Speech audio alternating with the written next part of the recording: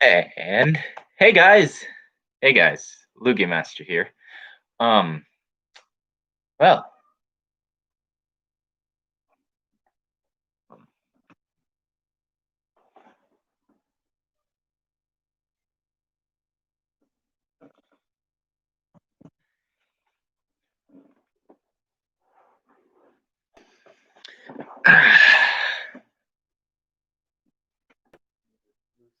stuff out of the way.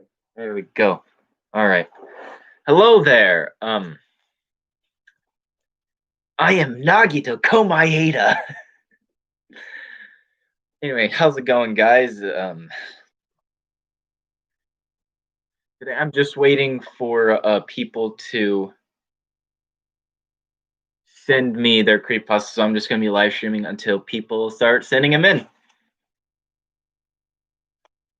All right, all right. So,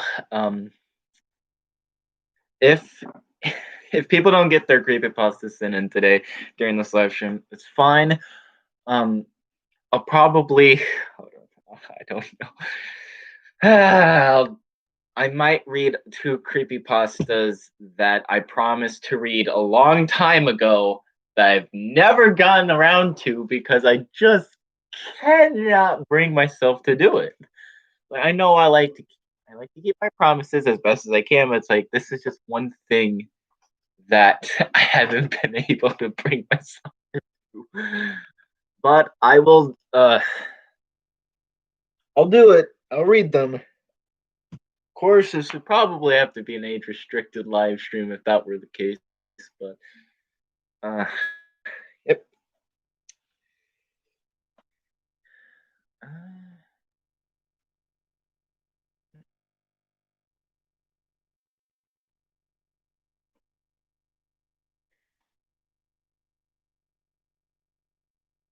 Water because well, you guys aren't gonna really be seeing the words. You're just gonna be seeing me read off page. Well, since it's live, there's no do overs.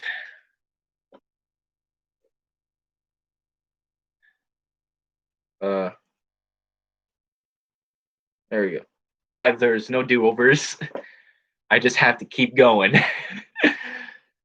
So, how's it going, everybody? Cool, cool, cool.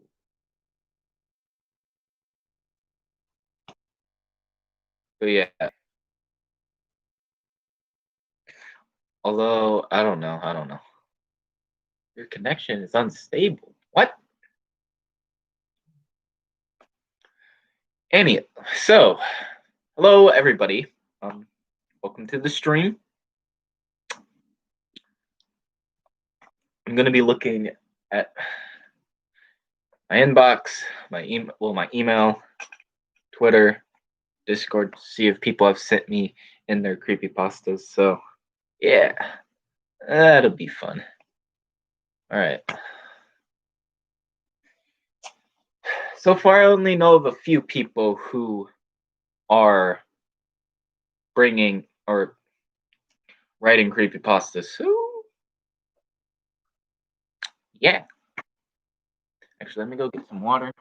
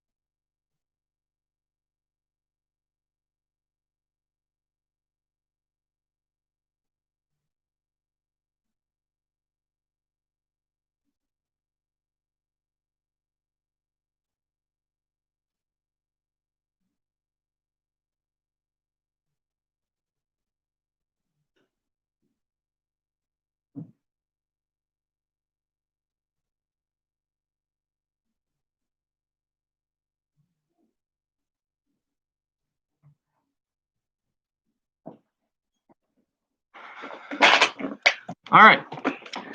Sorry about that. Had to get water and my phone. Now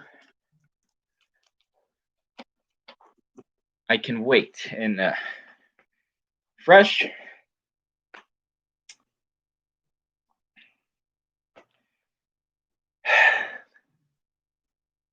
Yeah, I can't wait. Can't wait to read creepypastas today. I know I should have been, reading creepypastas this entire month. I don't know why I haven't. It's whatever though. All right. Wait. Why am I getting notified of my own live stream? What?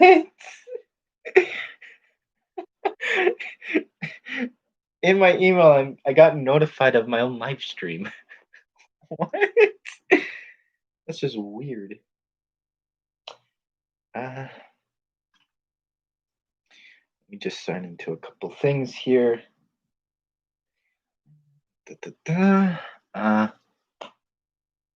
Hello. How's it going?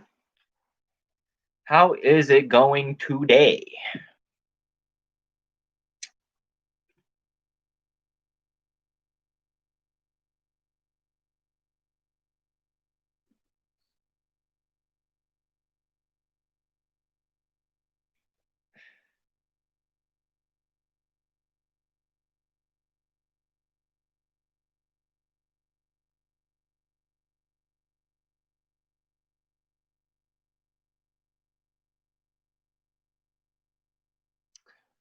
That's good to hear. So I'm just waiting for people to send me in their creepypastas that they wrote for me.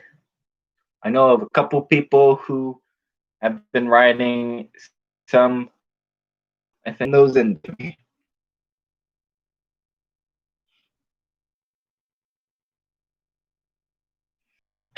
So I guess we'll just have to. I'll just have to change the name of this live stream, and this just automatically becomes, I guess, a generic creepypasta reading. Or I can finally buckle down and read the two creepypastas that I said I'll read. Or at this point, they're really grimdark fanfics, but it's whatever.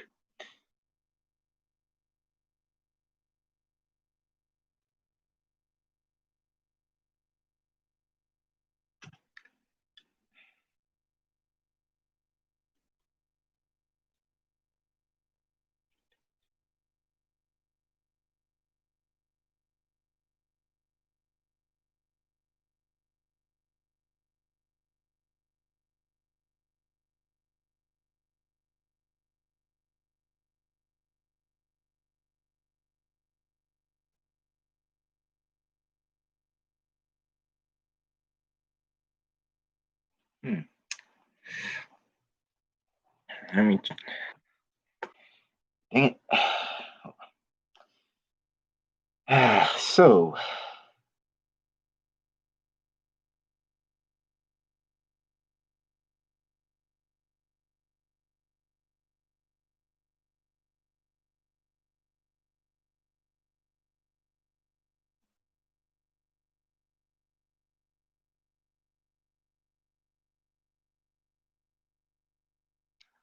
let me get this shared around so people see it. Whatnot.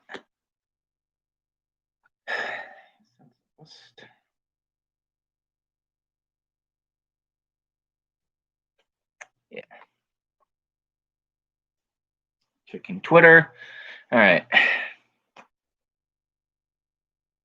Nope, nothing yet.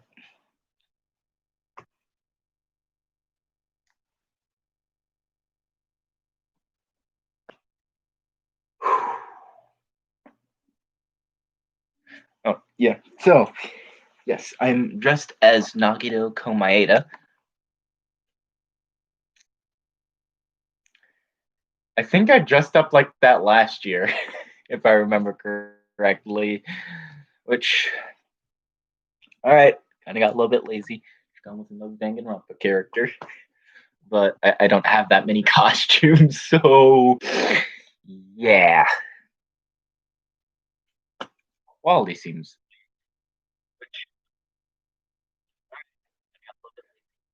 Is the quality bad for you guys right now? But I don't have that many costumes, so. Or is it just me? Hold up. Quality seems.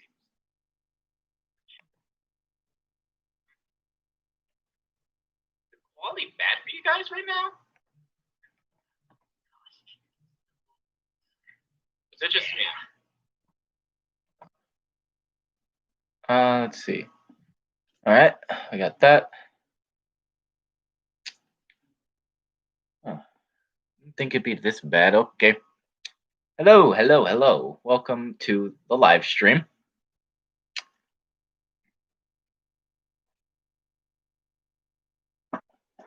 Welcome, welcome, welcome all.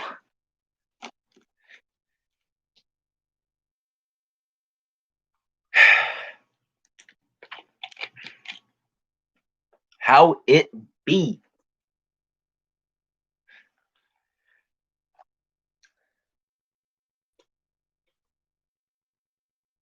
Let's see.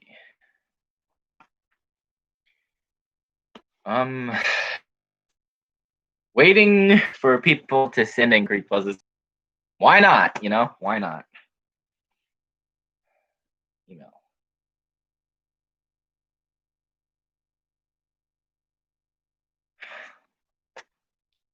Wow, is this lagging? What the heck? I need to restart. Happy Halloween.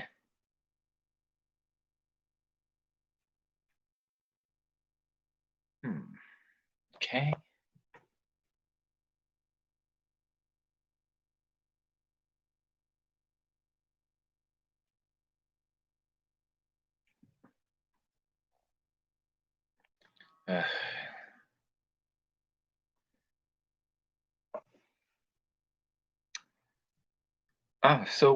Welcome to the live stream. As you can probably tell by the title, I'm going to be reading creepypasta wrote and sent in to me. So I don't know how long that's going to take at all. So I could be waiting here for a while. But we'll just have to find out. We're just going to be sitting here. We're going to talk about, I guess, Halloween stuff, right? Halloween traditions, Halloween stuff. You know, the dealio.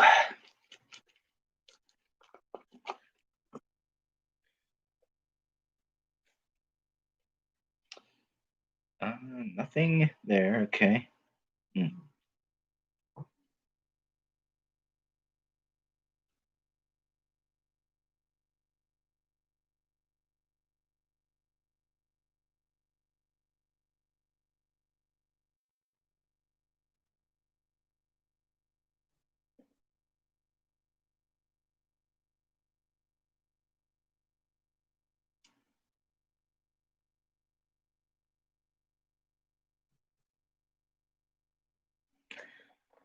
All right. Pasting that there. Gotta spread the word.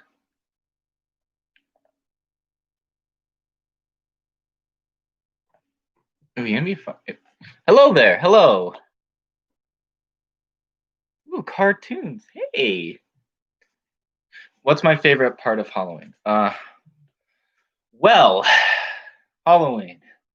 You know, candy, getting all that candy and stuff, or seeing what people actually send in. You know, so that's probably my favorite thing. Other than, you know, dressing up for Halloween, you know, having costumes, doing costumes and whatnot. Like one year I dressed up as Slender Man. Last year I I dressed up as Nagito Komaeda from Danganronpa 2. Which is actually what I'm kinda dressed up as for this as well. Yeah. Seeing some faces, you know, that I haven't seen in a while, like cartoons. Like, ooh. Hello.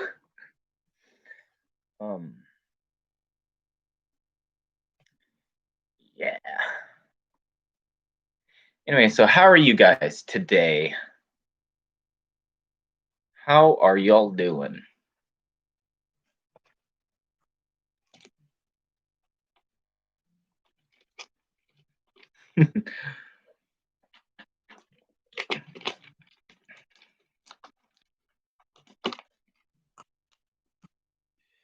Okay.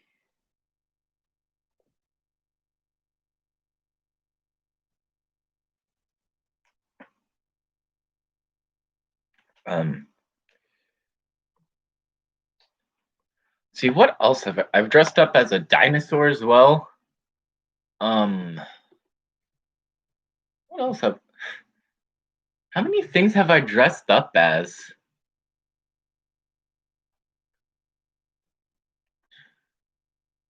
Dressed up as quite a few things, I think.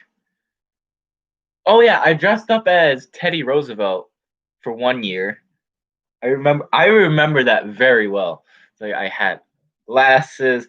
I had I didn't. Well, he had a monocle and it kind of. It's like it's kind of hard to be Teddy Roosevelt, but hey, I was able to do it. I pulled it off. I pulled off Teddy Roosevelt.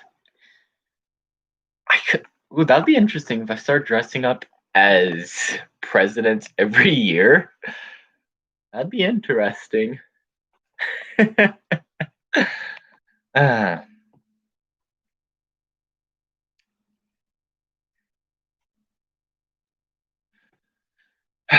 So I can't. I'm not at home, so I can't really show all of my old costumes. Besides, all my old costumes are kind of everywhere. I don't know where they're. I know where the head and tail of my dinosaur costume is at. I think. Do I? I don't remember. Um.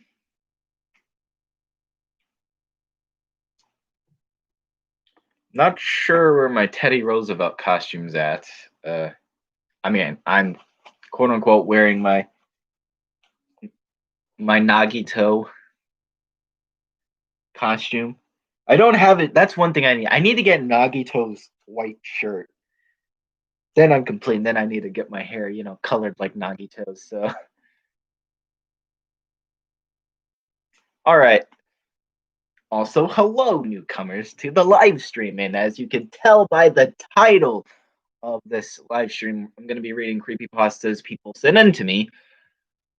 That's if people send them in. By that, I mean creepypastas people wrote and sent in to me. I know of a couple people who said that they are going to be writing some. So I'm doing this while I wait. And then once those start coming in, then I will start, reading bit by bit. Start reading. It probably won't be that many either. So now that I say that, that just sounds, wow, that kind of sounds depressing. But I honestly should have announced this earlier this month. Huh. Maybe that would have given people more time.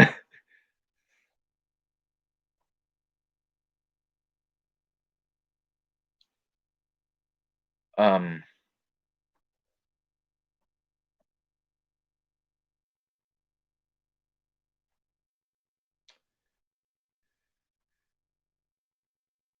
that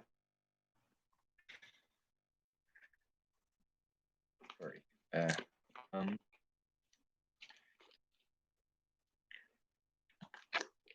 hmm. I hope I get some creepy pastas today that people wrote. That is what I'm hoping for. Next year, if I do this again, I'm going to make sure to announce it earlier in the month. That write their creepypastas, so it's not rushed. I guarantee you, if people send me creepypastas in today, they are going to be, they're gonna feel rushed. I probably. I mean, it's a week, so you never know. So, but that's probably how it's gonna feel. It's gonna feel a little bit rushed, but we'll just have to see. We will just have to see.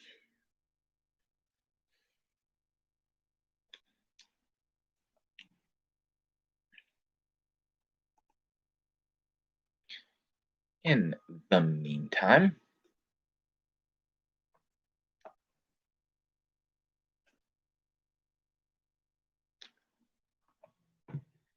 smile dog. You know, I've gotten requests for, more well-known creepy pastas for me to read. Like Smile Dog, just now, I guess. I mean, that's just an example of a creepy pasta, but things like Lavender Town Syndrome, White Hand, other stuff too. But I prefer reading the lesser known ones, give those things a little bit of attention. Because I don't normally see people, reading these things on YouTube, so like why not? Yeah, you could. Yeah, I could read the bigger creepy pastas, and that would maybe get me more views, but I like reading the lesser known ones. That's what I've been doing through this whole month. I've just, well, the last two videos, because well, that's all I've done. I really should have read more creepypastas throughout the month, though. And I kind of do want to read more creepypastas on this channel, so I might do that. I might do that. I might try to find like a Thanksgiving creepypasta. I might try to find a Christmas creepypasta. See if those things exist, and then make a video reading them. Of course, this probably won't be on Thanksgiving or Christmas, but feel free to watch them on those days, I guess. All right, checking email.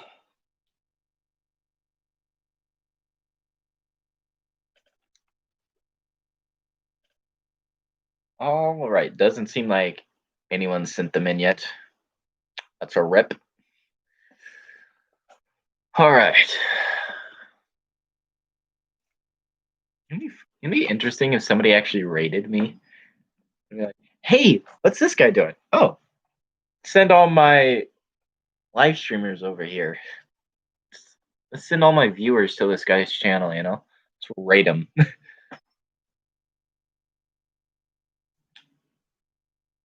Yeah, nope. No anything yet. Yet.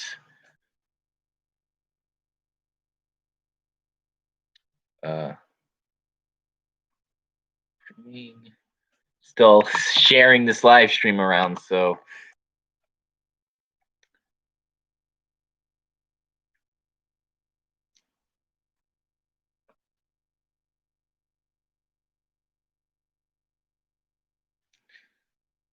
I think that's enough for now. We'll just see. I think a lot of people that I watch, I tend to live stream at night, which sucks.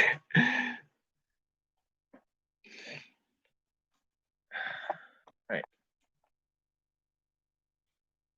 This is a bit tight on me. I don't know why. It's just kind of.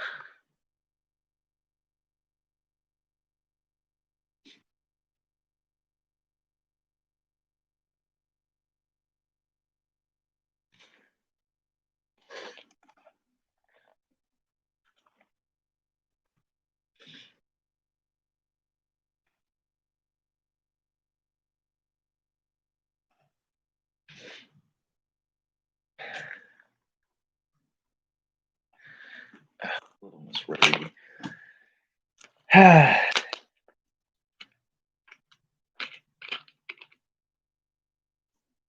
it? Can it? I haven't seen MLP creepypastas be seen as MLP creepypastas for a while. I've been seeing them more called grimdark fanfics, which they are, but it's been a while since I've actually heard them be called creepypastas. If you know what I mean. Wait. I do not want to be sitting here for like an hour waiting for nothing to come in. I mean, come on. It's not how we do it here. It's just not how we do things around here.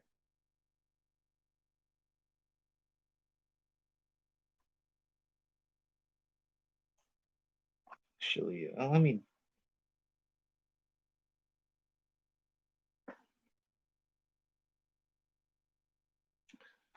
All right.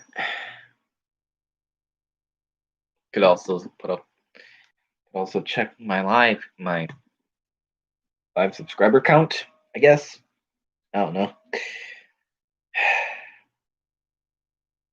Actually, I should do like a whole preview.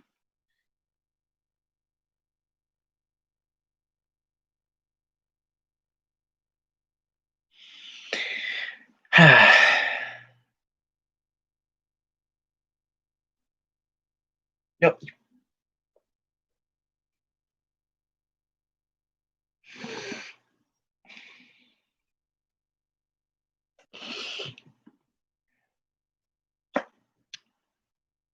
Still waiting on people.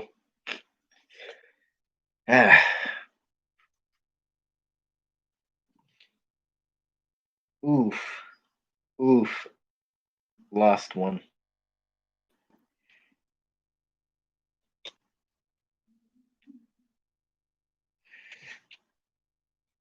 Oh my God.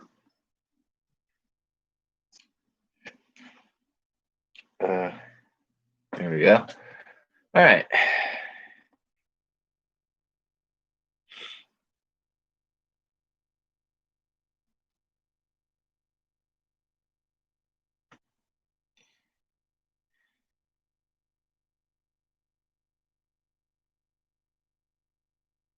Let's see.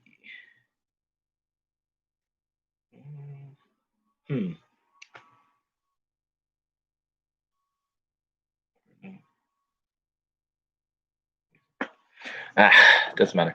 Hello, newcomers. Whoever you might be, welcome. Welcome to the live stream.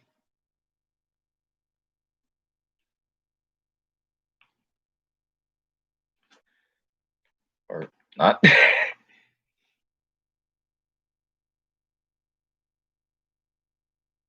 Let me check something real quick.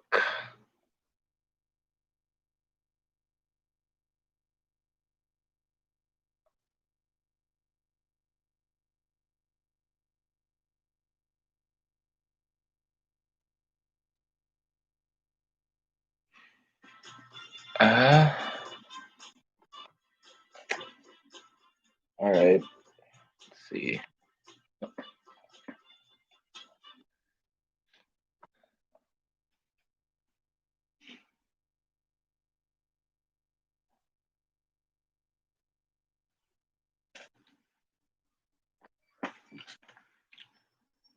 YouTube Studio. Doing everything I can. Checking email again. I'm gonna be doing this a lot. I'm guessing.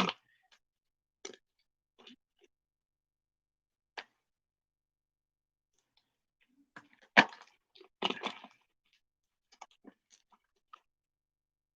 need to be saving my water for when I read the creepypastas, but I don't get any to do. You know? What can a guy do?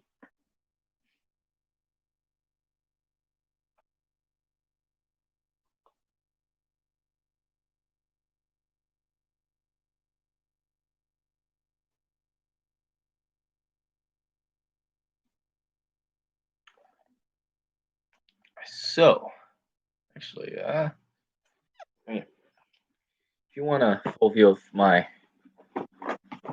costume, this is my entire costume.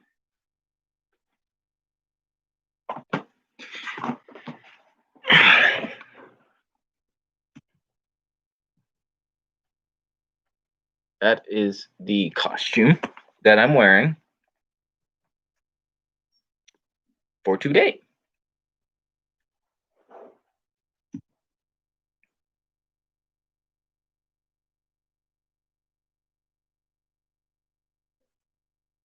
So yeah. Okay. Still checking, waiting for people,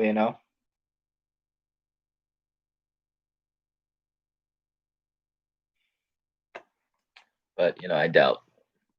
I get the feeling that people aren't actually going to send in their reposts, or if they do, it's going to be much, much later, which I don't want to have to wait for that long. I mean, come on.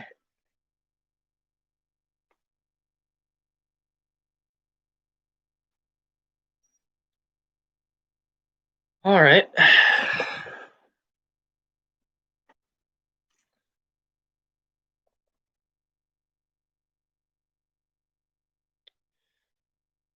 I mean, I guess I could read some creepypastas while I wait for people to send theirs in, but people are going to be coming in. It's like, wait, what? You're already reading creepypastas? I'd have to find some creepypastas to read.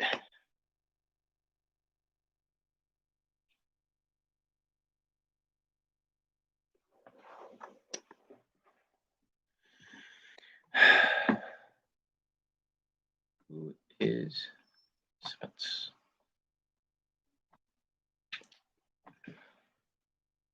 Let's see, checking email again.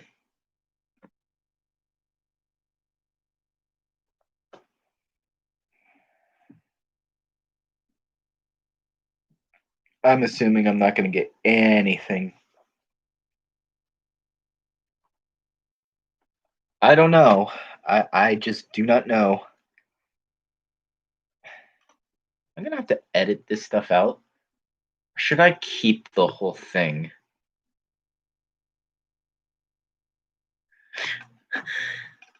I don't know.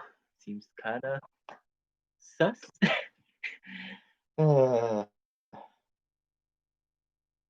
Shame. I'm gonna check Discord real quick. See if anybody sent me creepypastas there. Doesn't look like it.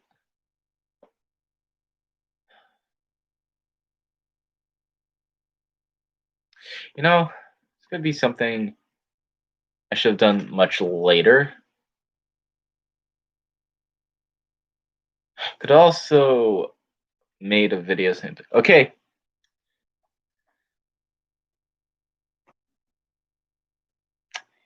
Cool.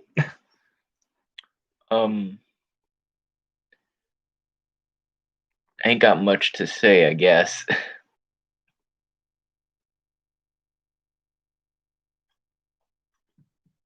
Yeah, I don't know why. Okay. So, subscriber goals. Let's talk about that. Okay. All right. Next goal, 1,020. Come on. We're 8 subs away from 1,020 subs. Can we do it? I think we can. I think we can make it to 1,020.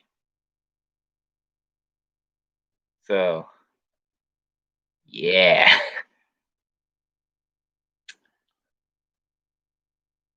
We can do it. I guess in the meantime,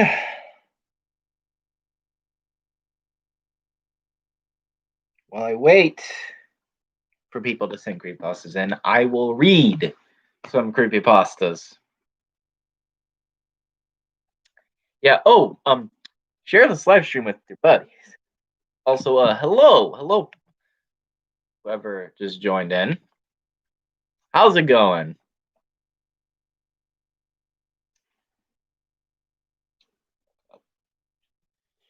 Let's see. Oh,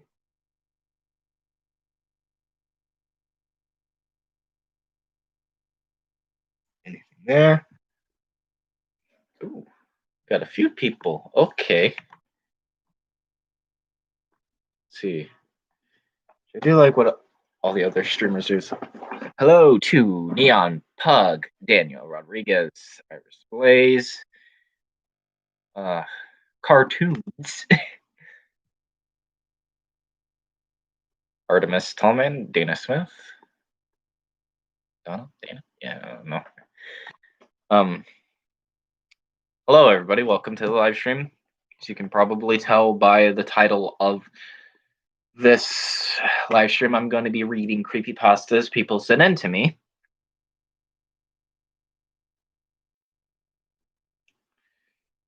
Let's see. Yeah, last week I believe I had people. I announced that I'm going to be reading creepypastas or having people write creepypastas and then send them to me, and I'll read them for Halloween. So that is the plan, but yeah. And turned in their creepypastas that I wrote. What is one to do? You know, I'll tell you what one is to do. You read. I guess I'd have to change and just read normal creepypastas.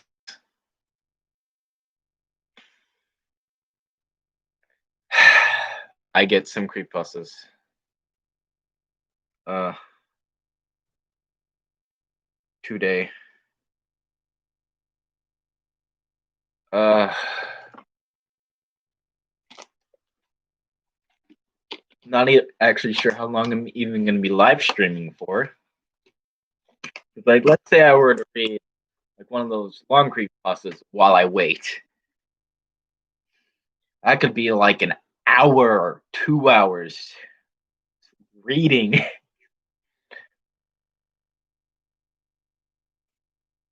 So,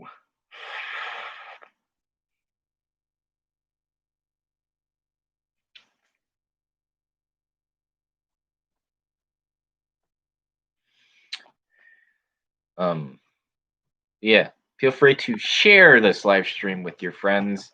You know, get them.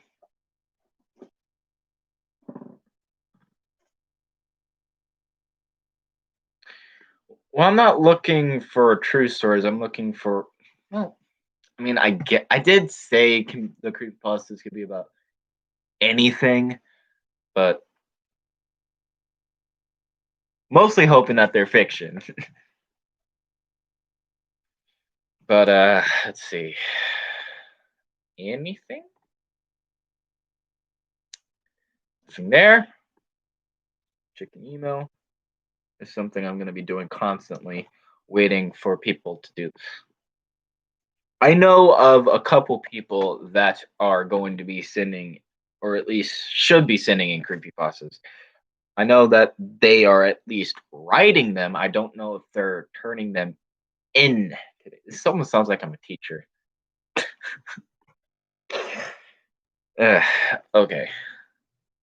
You get the point. The point is, um,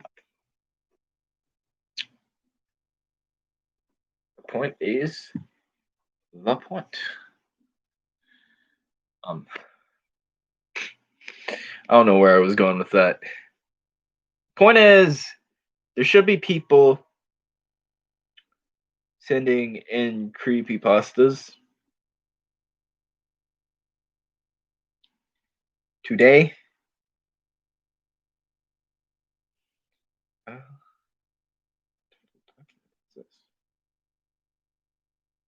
oh, it's that. Okay.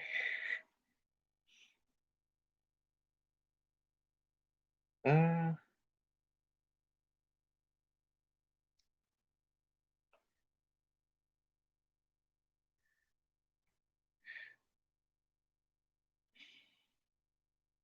wait, what? I have. Why do I have this saved in my Google Docs? Why do I have- Oh no! Why? Why is how this get in my Google Docs?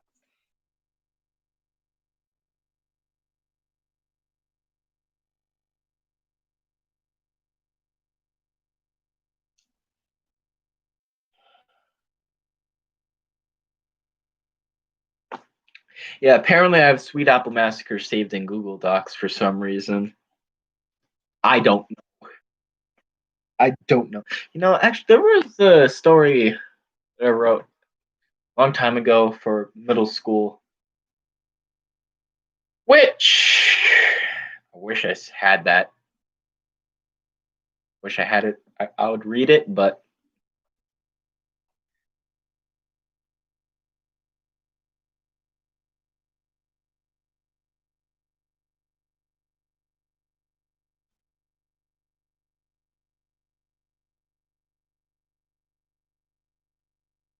like, you know.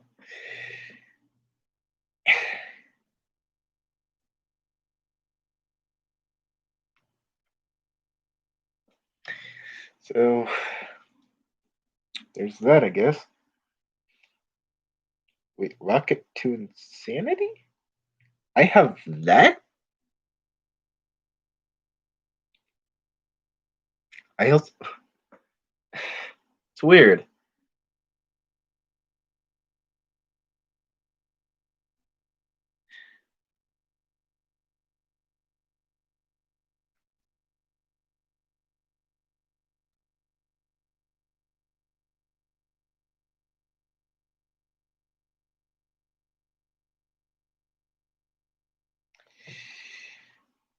Oh yeah, this is that terrible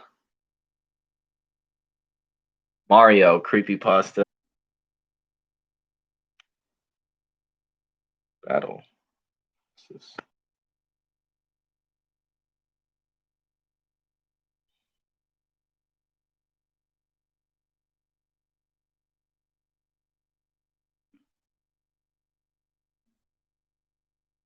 I don't know why. Okay, whatever. Um,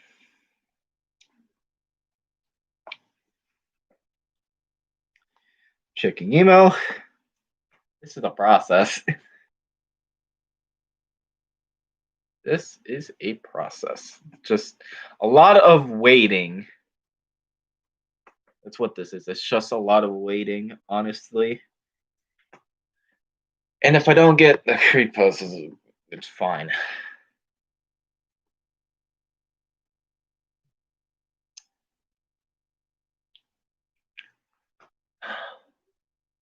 What would it take for me to read the two creepy opinion? I'm saying that as like they're both the same, those same concepts. There's some different things to them, but they're basically the same thing, just with a couple tweaks, a couple differences, and that's it. Like the main villain being different, but the victims stay the same for both, which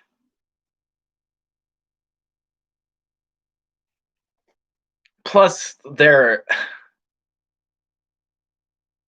just badly written, honestly. As a critique, it's just they're just not that well written, in my opinion.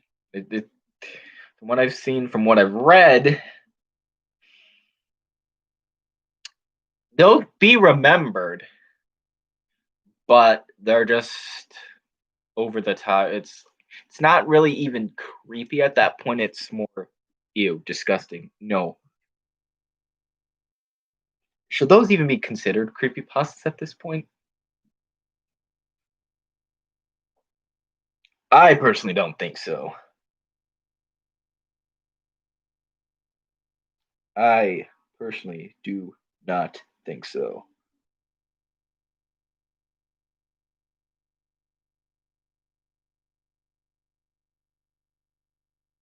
What the hell is this?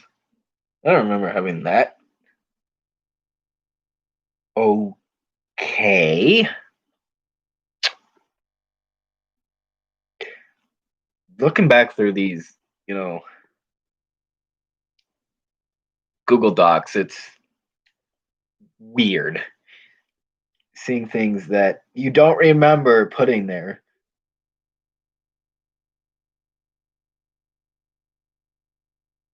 But eh.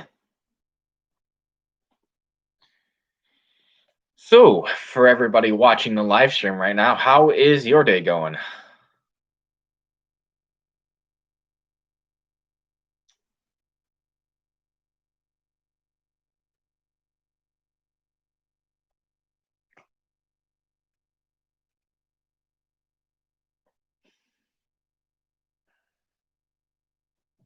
Now that I think about it, had I had 10,000 subs, maybe I'd actually get more creepypastas today. I don't know.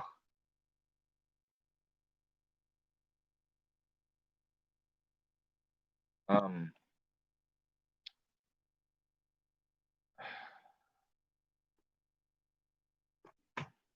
it is what it is, you know. It is what it is. I'm not gonna be heartbroken. I mean, it's gonna suck because I promised to do this, but it's not like I'm gonna be heartbroken, you know, if people don't send in their creepypastas. It'll suck. I don't get to read people's creepypastas in a live stream, but hey, if I might have to just delay that video to a later date then. Because if people send in their creepypastas late, as in after this live stream, then at that point I might as well just read the creepypastas. I'll still read them, but that will be at a later date. It's not something I really want to do, but if it must happen, then I'll do that. I'll just do that, and you'll still get me reading your creepypastas. It's just that it won't be on Halloween, sadly.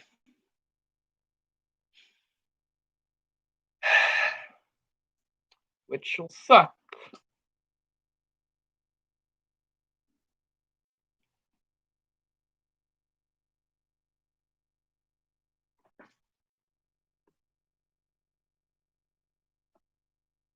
Let's see.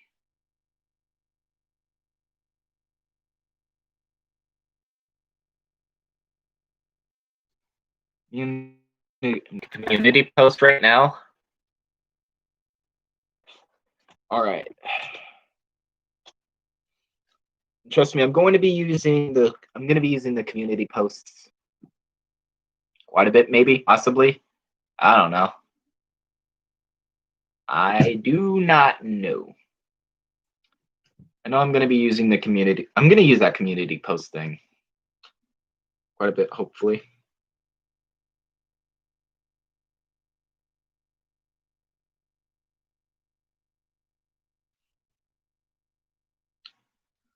Who knows?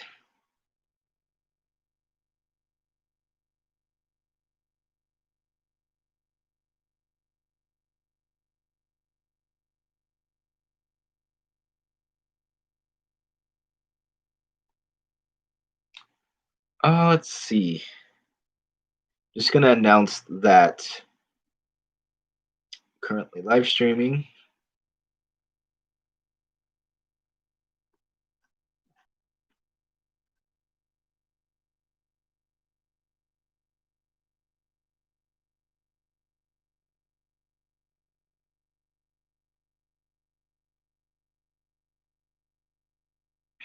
I don't know what the point of doing this is. I don't know.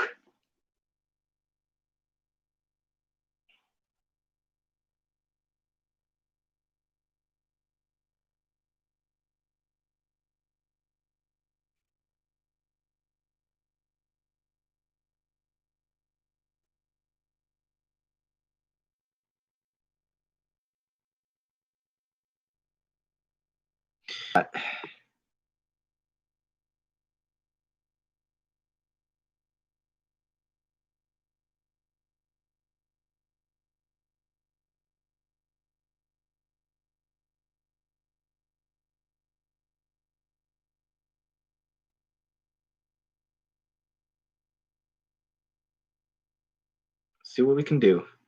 Post. All right. It's been posted. Don't know what good that's going to do, but we'll just see, you know? We'll just see. Again, checking emails. This is how my process is going to go. Imagine if I had like one of those things at those live streams where it's like before, like when you get to certain things, like I don't know, get like commands and whatnot. It's like a credit system, a thing that requires like restream or whatever. But that's not happening. All right, checking Twitter. Nothing. Figures.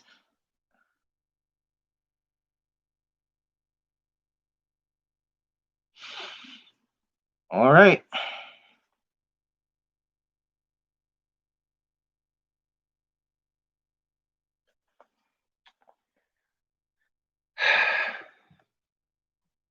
Hey, you know what? If I can actually manage to hit 1,020 subs within this live stream, that'd be cool. I doubt that'll happen, but you never know, you know?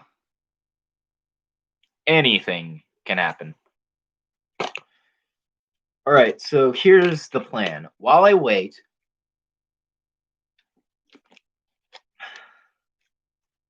for people to turn in their creepypastas or share their creepypastas with me so I can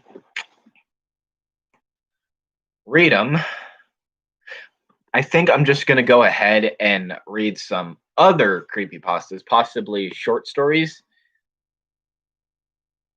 I don't know. Yeah, let's do that. All right.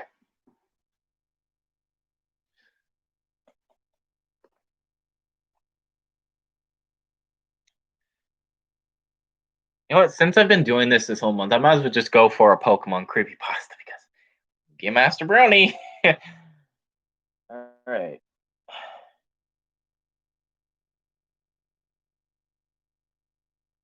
All right.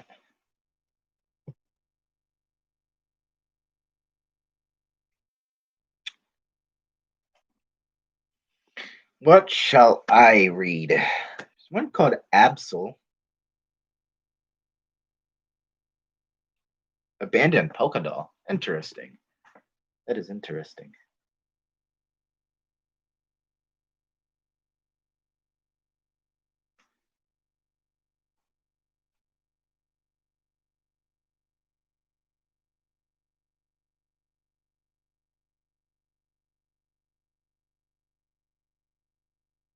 It's fairly long. It's interesting though.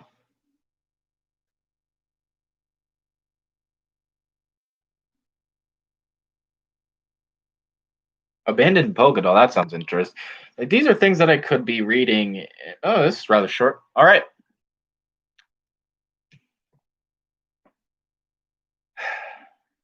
Abandoned Pokeball. Yes, the abandoned Pokeball. Creepypasta.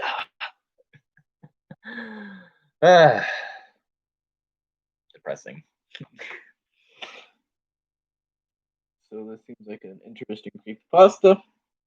Abandoned Polka Doll. Let's see who the author is.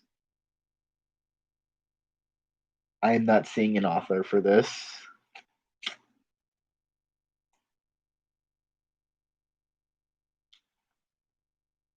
All right, I guess the author is unknown. All right.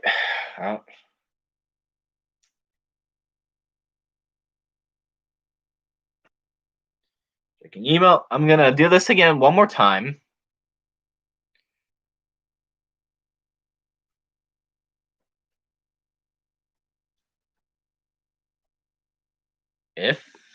don't get anything. We're just gonna go ahead and read.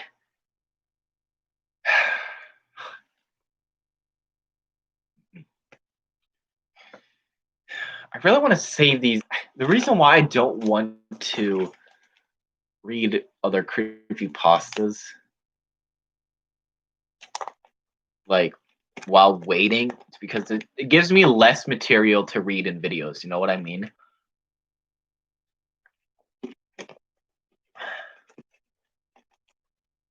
Now that I think of it, you know what? We'll save that. We'll save abandoned polka.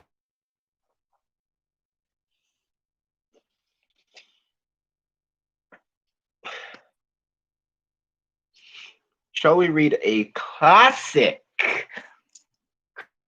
creepypasta?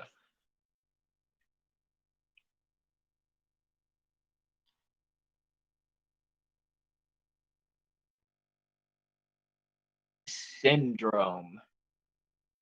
Y'all know this creepypasta. Well, people should know what Lavender Town syndrome is, right? Right? Wow, have I really been streaming for an hour? Wow, okay. All right, so first creepypasta that I'm reading while I wait is Lavender Town Syndrome, which is a very, very, very well-known creepypasta based around Lavender Town, obviously. It's like some kind of sound that caused sickness and supposedly sent Japanese children to commit suicide or something. Um, it's not real, obviously, but it's interesting that they actually changed the sound of the creepypasta, the Lavender Town theme. Kind of interesting, actually.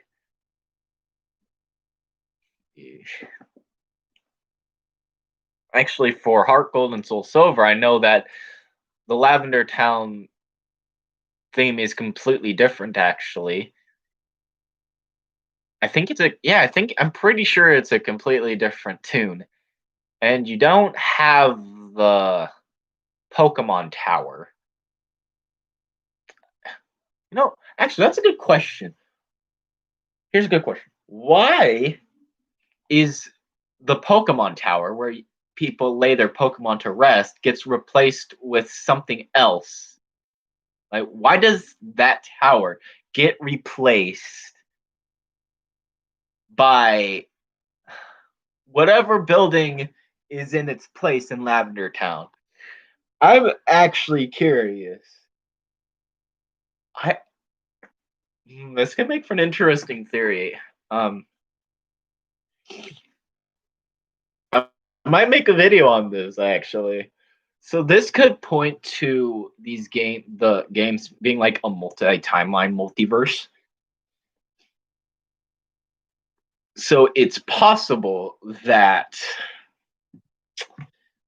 the Pokemon Tower, where people lay their Pokemon to rest, was torn down and replaced by another building, which I don't know why they tear down a cemetery building. I don't know why. I mean, that it kind of looks to be I think it's like a tower that they replace it with, right? Like some kind of radio tower, I think. I don't know. I just do not know. I have to go back to our Soul Silver, go back to Lavender Town, and we'd have to see from there. I'm pretty sure it's a radio tower or something like that because the Lavender Town theme is completely different. It is completely different. I think it's an original track for that. Uh, it's a completely different atmosphere. So, yeah. But then what about the other, Pokemon, red games, Pokemon Red and Blue games, those clones? Those are obviously just alternate timelines. Anyway, so enough stalling. Let's read Lavender Town Syndrome. Done reading it, Twitter, and we'll just go from there. And I'll just keep reading classic creepypastas. I might move to Tales Doll or something. I don't know. But without further ado, grab a drink, grab a snack, grab your friends, turn the lights down and the volume up as we journey into some creepypastas. People who know Mullet Mike are gonna wanted to do that, in honor of Mullet Mike, not really doing YouTube that much anymore. So, yeah. Without further ado, let's begin. Lavender Town Syndrome. The Lavender Town Syndrome, also known as Lavender Town Tone or Lavender Suicides, or Lavender Town Suicides, was a peak in suicides and illness of children between the ages of 7 to 12 shortly after the release of Pokemon Red and Green in Japan back in February 27th, 1996. Rumors say that these suicides and illness only occurred after the children playing the game reached Lavender Town, whose theme music had extremely high frequencies that studies showed that only children and young teens can hear, since their ears are more sensitive, which that is true. Younger people have more sensitive ears. Due to the Lavender Town tone, at least 200 children supposedly committed suicide, and many more developed illnesses and afflictions. The children who committed suicide usually did so by hanging or jumping from heights. Those who did not acted irrationally, complained of severe headaches after listening to Lavender Town's theme. Although Lavender Town now sounds differently depending on the game, this mass hysteria was caused by the first Pokemon game released. After the Lavender Tone incident, the programmers had fixed Lavender Town's theme music to be at lower frequency, and since children were no longer affected by it. I think it's that should have said, and since then, children were no longer affected by it. Poorly written, but it's whatever. One video appeared in 2010 using special software to analyze the audio of Lavender Town's music. I'm having a hard time reading today. Okay. When played, the software created images of the unknown near the end of the audio. This raised a controversy since the unknown didn't appear until Generation 2 games Silver, Gold, and Crystal. The unknown translate to leave now. There's also the said beta version of Lavender Town. It is said that the beta version of Pocket Monsters was released to some kids to test the games. This is a video of the beta version of Lavender Town. I guess we're gonna listen to this. Should we, though? I don't want this to be taken down. Do I risk it? Do I risk playing the original Lavender Town from the original Japanese Red and Green versions? I'm tempted, but with how it is nowadays, it could get this live stream taken down, which would mean I'd have to make a new live stream, and I do not feel like doing that, so I'll listen to it on my own time and then maybe make a reaction video to it. I don't know. Okay, so that's Lavender Town Syndrome. And coming back to some of these creepypastas is actually kind of interesting, Yeah, there's a buried alive model. Here's a classic, Hypnose Lullaby. I know I've done a reading of this before. You know what? Since I'm reading classic creepypastas,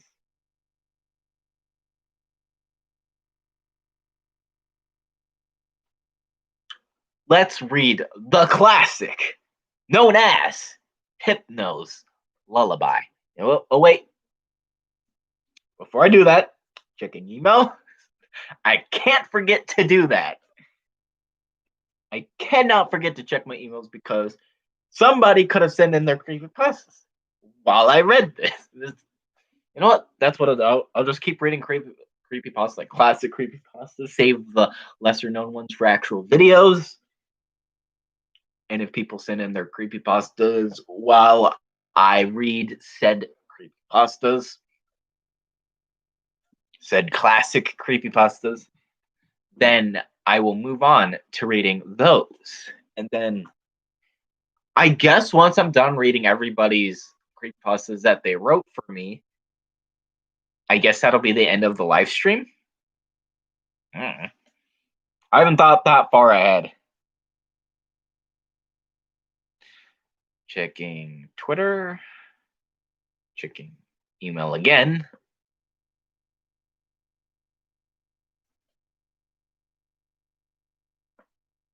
Seeing if anyone has sent me anything. It doesn't look. I wonder if there's any Danganronpa creepypastas. If those are a thing, might be seeing a couple of those on this channel. All right.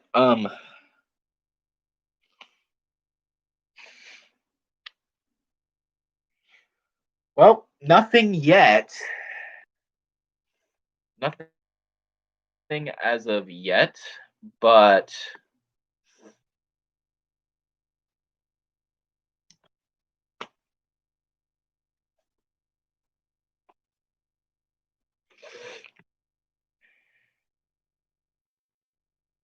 we'll just wait and see. I'm gonna check a couple things, then I shall read the next creepypasta.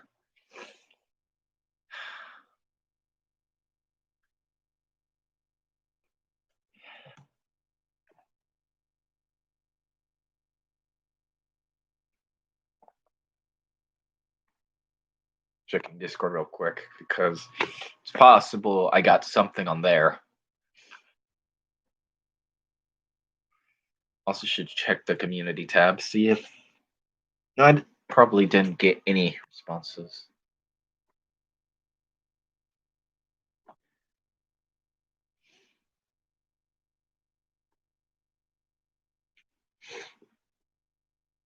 Okay.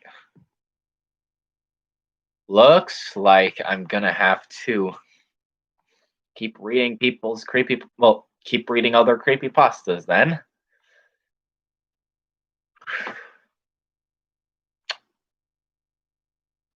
Gonna have to change the title of this live stream. I'm gonna have to do it. So, next one, Hypnos Lullaby. It's been a while since I read this one. Like, wait, hold on. So, there's a YouTube version. You know, I'm just gonna read them both. I'm pretty sure they're the same, but we're gonna read them both. We're gonna read both versions because why not? Without further ado, well, there's no need for me to say the whole thing again because we're just going to move on to the next creepypasta. So, let's begin. Come, little children, come with me. Safe and happy you will be. Away from your homes, now let us run. With Hypno, you'll have so much fun. Oh, little children, please don't cry. Hypno wouldn't hurt a fly. Be free, be free, be free to play. come down in my cave with me to stay. Oh, little children, please don't squirm. Those ropes I know will hold you firm. Hypno tells you this is true, but sadly, Hypno lied to you. Oh, little children, you mustn't leave. Your families for you will grieve. Their minds will unravel at the seams, allowing me to haunt their dreams. But surely all of you must know that it is time for you to go.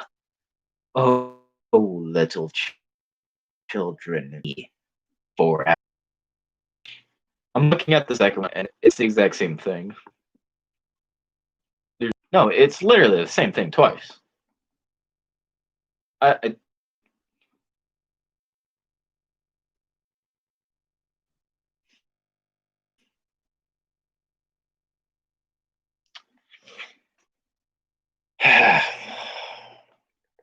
well, that was Hypnos Lullaby. Now, checking emails. After every creepypasta I read, check.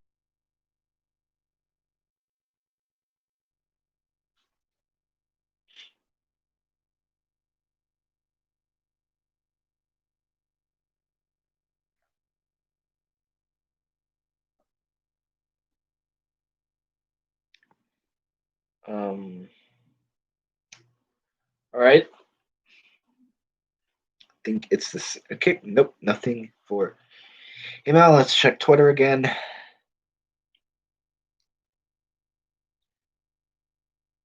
Nothing.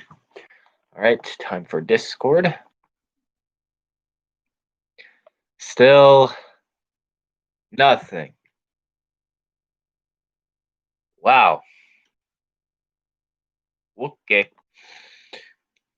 All right.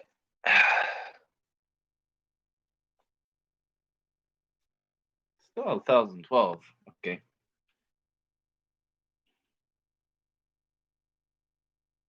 I guess it's time for me to.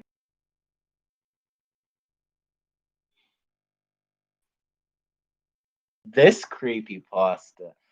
I remember the buried alive model. I remember this.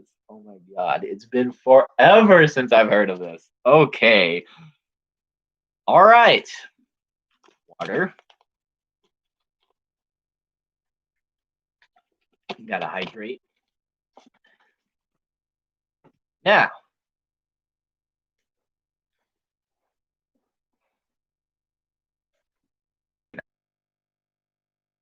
to reading classic creepypastas while waiting for people to send in their creepypastas.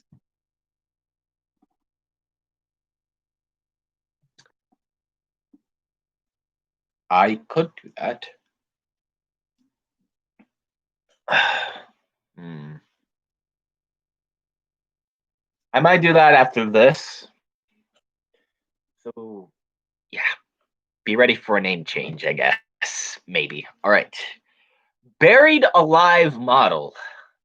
The buried alive model, often referred to as its code, the Berryman script, was to be found on the final story of the Pokemon Tower in what has now been replaced with the Marowak Ghost. According to the script, intended to be the boss of the tower. Once reaching buried alive, you're here. I'm trapped and I'm lonely. So very lonely. Won't you join me? After this, the battle would have been an inhuman corpse attempting to crawl out of the ground. Gengar and a muck. Strangely enough, a protocol for the buried alive actions after it was defeated were not written. In other words, I think it just crashes or freezes or something like that, but let's keep reading. In the case of the player defeating him, the game would freeze. Like I said. However, a specific ending was written by an unknown programmer upon losing the battle. In this ending, the buried alive was to have stated, "Finally, fresh meat," followed by several lines of gibberish. He was to have he was to have then dragged the player character into the ground surrounding him. The scene would finish with a typical game over screen. However, in the background, an image of the buried alive character devouring the player was to have been shown. Especially strange are the protocols for after this scene. The cartridge was to download this image to the small internal memory contained in the Game Boy, overwriting the title screen that normally accompanied a Game Boy turning on. Instead, whenever it was started, the player would view this image as the sound file staticmesh.wav was played. The intended purpose for this effect, unlike many of the other factors leading towards Lavender Town syndrome, is unknown.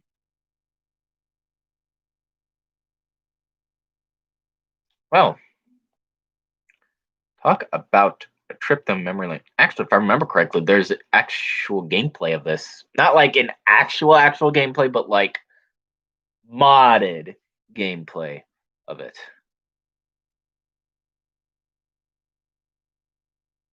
If I remember correctly.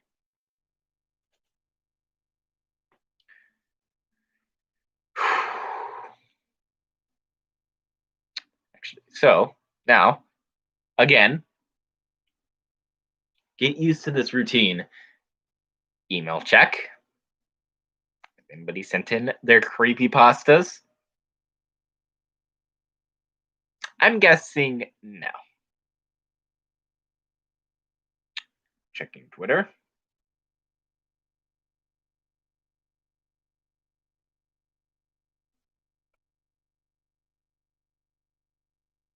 Nope. Checking Discord. This is a process.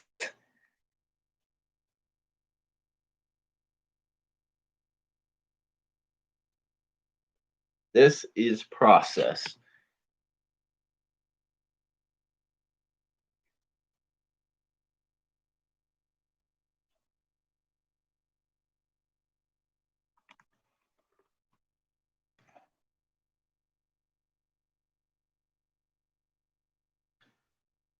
Anything.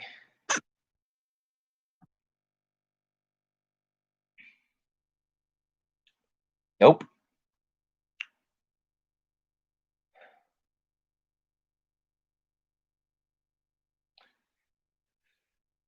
All right.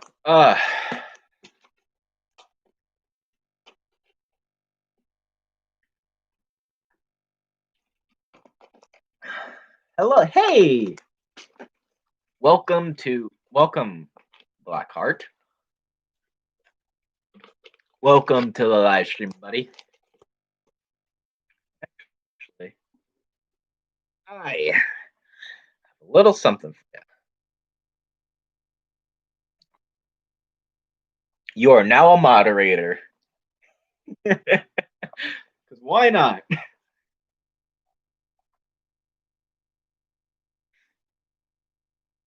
Perfect. Oh, so there's like a timeout thing. But yeah, welcome to the live stream, everybody. Hello. Oh yeah, let me show you guys. I've done this already once, but might as well show you guys my costume.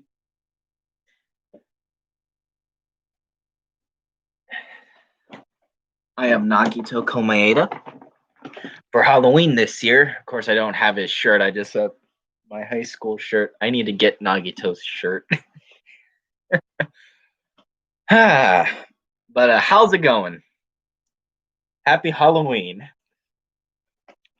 So today, the plan is, as you can probably tell by the title of this live stream, I'm planning on reading creepypastas people have written for me this past week and sent into me. So I'm just waiting for people to turn those in. I don't know why I keep saying it like I'm a teacher and what. But I'm waiting for people to share those creepypastas with me so I can go ahead and read them. But if it doesn't, I'll just change title of the video. Might as well do it, I guess. I don't know. But yeah, while I wait, checking Twitter and emails and whatnot, I figured that I might as well read some classic creepypastas. So, like Slender Man, some classic Pokemon creepypastas and whatnot. I thought that'd be interesting to do because I don't really read classic creepypastas. I read okay, no, I've read a few classic creepypastas. I think the only one that I've read is Hypnose Lullaby on my channel, officially anyway. Um have I read other classic creepypastas on my channel? I don't remember. But that's what I'm doing right now while I wait for people to turn in their share their creepypastas.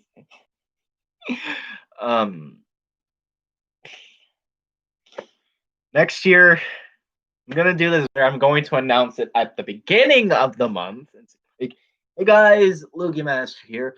I'm announcing that on Halloween, I'm gonna do this again because I kind of want to do this, like make this a yearly thing, where I have people write creepy pastas or something like that, share them with me. I almost said turn in.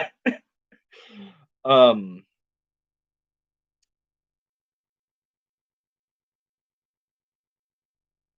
I just kind of want to make that a yearly thing. Some other stuff for Halloween, which I might still do. Creepypasta is kind of a thing I like doing. Might as well revisit some old creepypastas. So,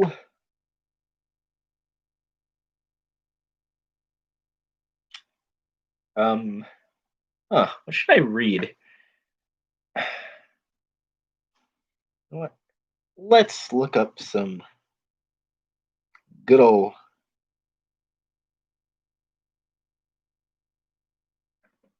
Let's look up some classic creepypastas.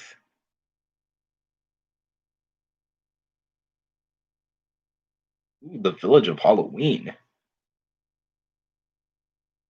Okay. Halloween in a suburb. You famous creepypastas.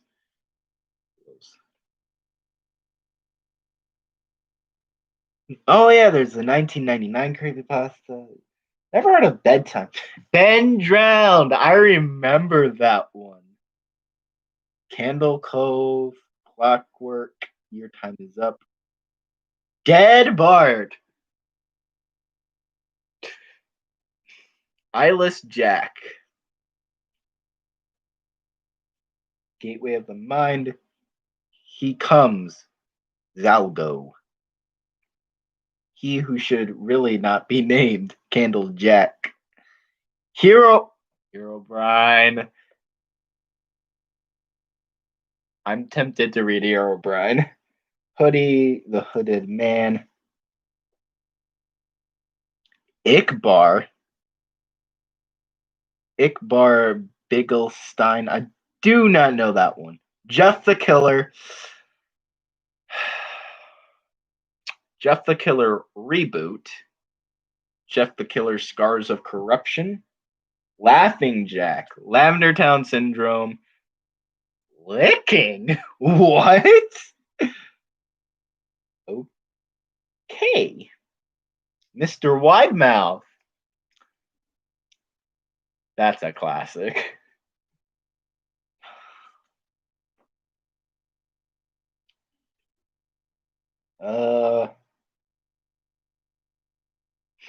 I don't know what I want to read. I You know what? I do play some Minecraft on this channel. We're reading Herobrine.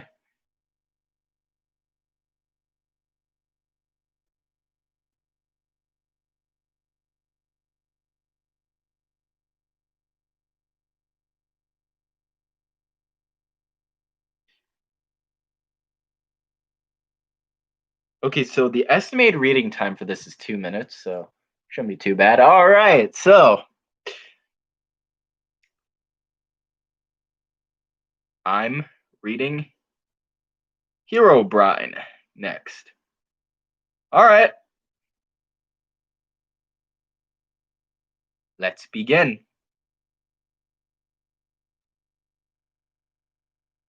All right, Herobrine.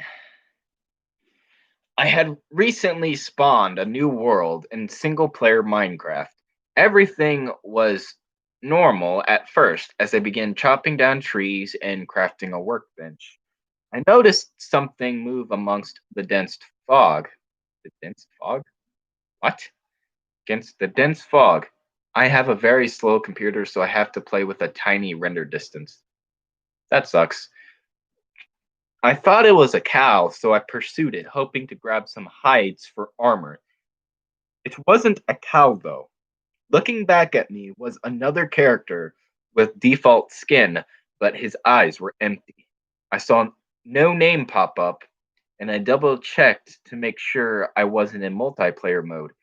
He didn't stay long. He looked at me and quickly ran into the fog. I pursued out of curiosity, but he was gone.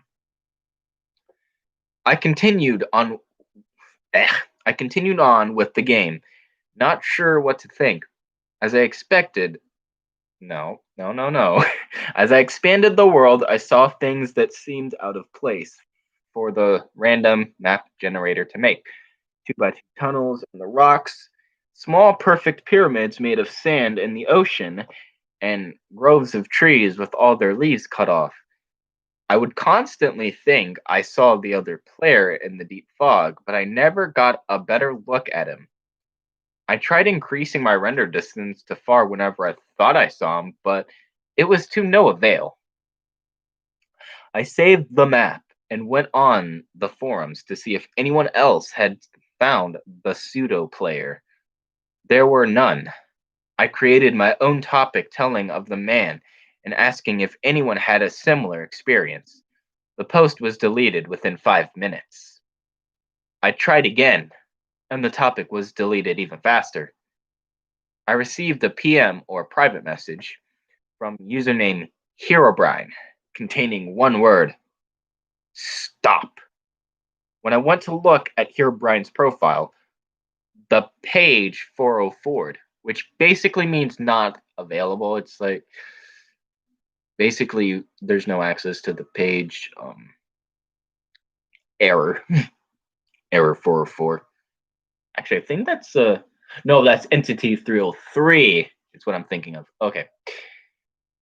I received an email from another forum user. He claimed the mods can read the forum user messages, so we were safer using email. The emailer claimed that he had seen the mystery player too and had a similar directory of other users who had seen him as well. Their worlds were littered with obviously man made features as well and described their mystery player to have no pupils. About a month passed until I heard from my informant again. Some of the people who had encountered the mystery man had looked into the name Herobrine and found that name to be frequently used by a Swedish gamer. After some further information gathering, it was revealed to be the brother of Notch, the game's developer. I personally emailed Notch and asked him if he had a brother. It took him a while, but he emailed me back with a very short message. I did, but he is no longer with us. I haven't seen the mystery man since our first encounter, and I haven't noticed any changes to the world other than my own. I was able to press print screen when I first saw him. Here's the only evidence of his existence.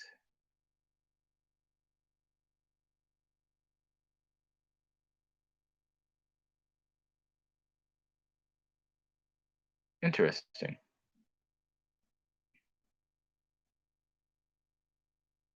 That's cool. That's cool. All right, so that was Herobrine.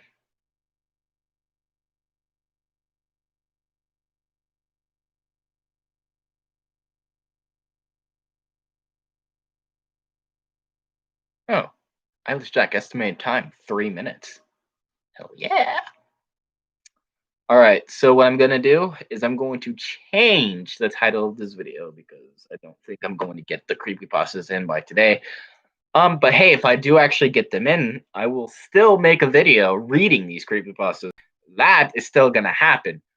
Whether it happens on Halloween, well, today or not, I'm still gonna read them. It just won't be Halloween anymore when I read them. So that is what's gonna be happening. Thing on Twitter. No? Okay. Checking Discord real quick.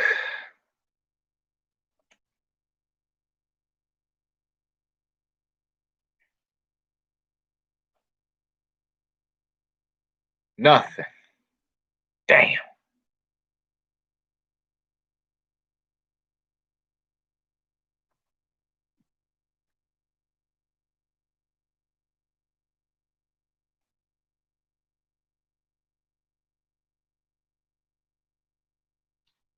Let's check my sub count. No, we still at 1012. Okay, we can make it to 1020. We can do this. We'll make it to 1020. All right, so time to change the title of this live stream, and then we'll just go back to reading creepypastas. I guess that's how this is gonna be. I'm just gonna be reading creepypastas. I think that I'm just gonna change this. Could start a whole new live stream, where I'm just reading creepypastas. But we're already like an hour into this. I don't see a point in doing that.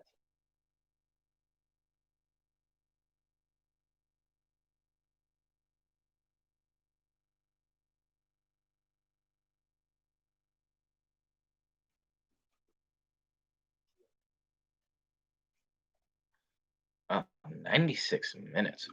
Wow. Okay. Okay. Whew.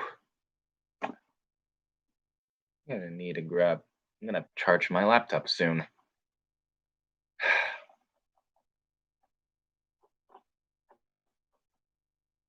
Actually, I can do this.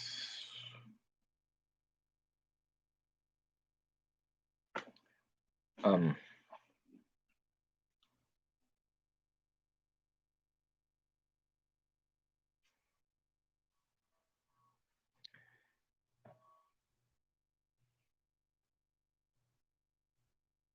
Okay. Stop.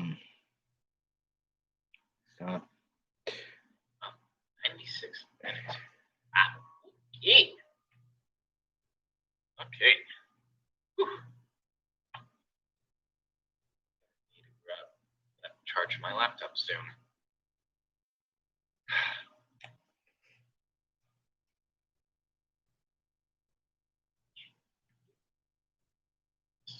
There we go. Edit. All right. Changes show. It should be different soon. All right. Might as well change the name because I doubt I'm gonna actually get Plus. I'm gonna change it to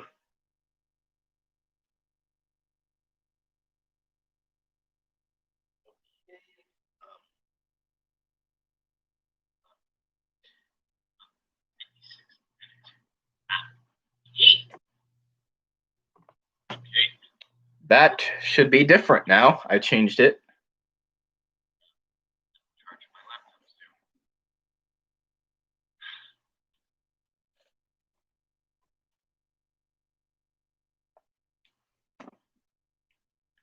Yep, it's different now. Okay. So, without further ado, I guess it's time to read Eyeless Jack. Hello, my name is Mitch. I'm here to tell you guys about an experience I had. I don't know if it was paranormal or whatever stupid words people use to describe supernatural phenomena, but after that thing visited me, I believe in that paranormal trash now. Wow, call it trash? How dare you? It's my field. Dare you, sir? A week after I moved in with my brother, Edwin, after my house was foreclosed, I finished unpacking. Edwin liked the idea of me moving in since we had not seen each other for 10 years, so I was excited too. I soon fell asleep after I moved in. After that first week, I heard rustling noises coming from outside at about 1 in the morning. I thought it was a raccoon, so I ignored it and tried to fall asleep. The next morning, I told Edwin about it and he agreed. The next night, however, I thought I heard my window opening and a loud thump, as if thump as if something entered my room. I darted up and looked around my room, but I saw nothing. The next morning, Edwin dropped his coffee cup when he saw me. He held up a nearby mirror, and I saw myself. I had a huge gash, a large gash in my left cheek. After I was rushed to the hospital, my doctor told me that I must have been sleepwalking. But then he showed me something that made my blood turn cold. He lifted up my shirt to reveal a sewn up incision where my kidneys were. I stared into his eyes, mine widening. You somehow lost your kidney. Wait, let me retry that. You somehow lost your left kidney last night, my doctor told me. We don't know how, though. Sorry, Mitch. The next night was my breaking point. Around midnight, I woke up to see a truly horrifying sight. I was staring face to face with a creature with a black hoodie and dark blue mask with no nose or mouth staring down at me. The thing that scared me the most was that it had no eyes, just empty black sockets. The creature also had some black substance dripping from its sockets. I grabbed a camera from the nearby mantle and took a picture. Immediately after taking the shot, the creature lunged at me and tried to claw open my chest to get my lungs. I stopped it by kicking it in the face. As I ran out of my room, I grabbed my wallet. I would need the money. I ran out of my brother's house into the night. I eventually ended up in the woods near Edwin's house and tripped on a rock. Man, people always tripping on rocks. Sad, sad days. I fell unconscious and woke up in the hospital. My doctor, the same one who treated me before, entered the room. I have good news and bad news, Mitch, my doctor started.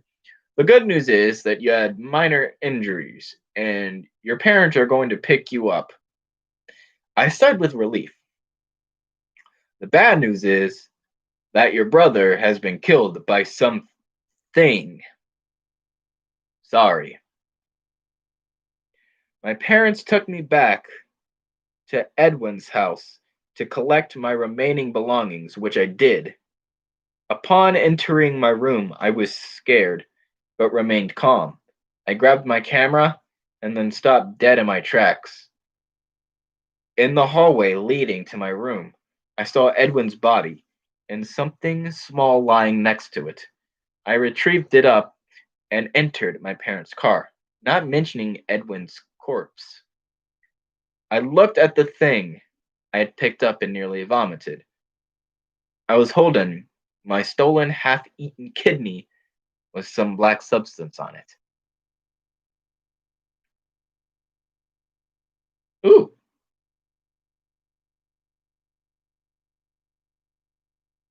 So apparently, Eyeless Jack, the original story, was inspired by a photo by a DeviantArt user named Nick TZ408.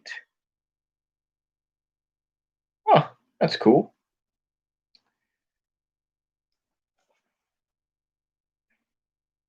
You know what? I might as well still do the whole thing, check email.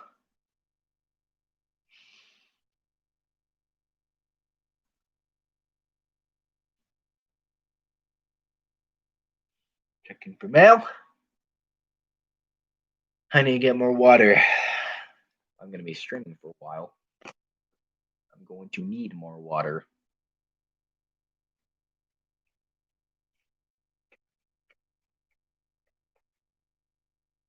Also, welcome. Welcome to the live stream. Okay. Nothing from emails. Let's look at Twitter.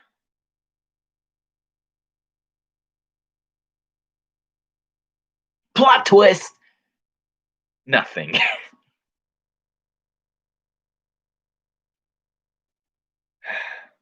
It's a sad day. Sad day for Lugia Master Brony. Wants to read creepypastas. People send him. Nope.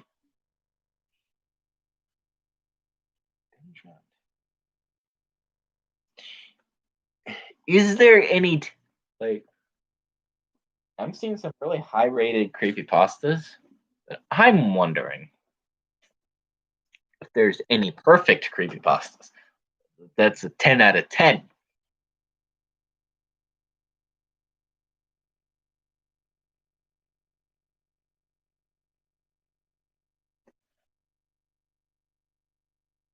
Don't know.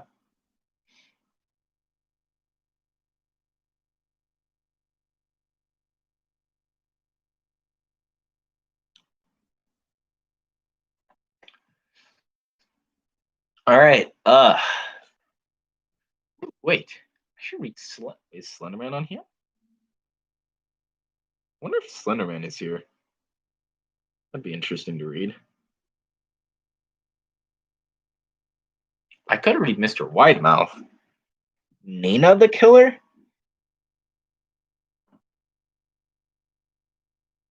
Okay, so it's like it references Jeff the Killer. Okay, that's interesting.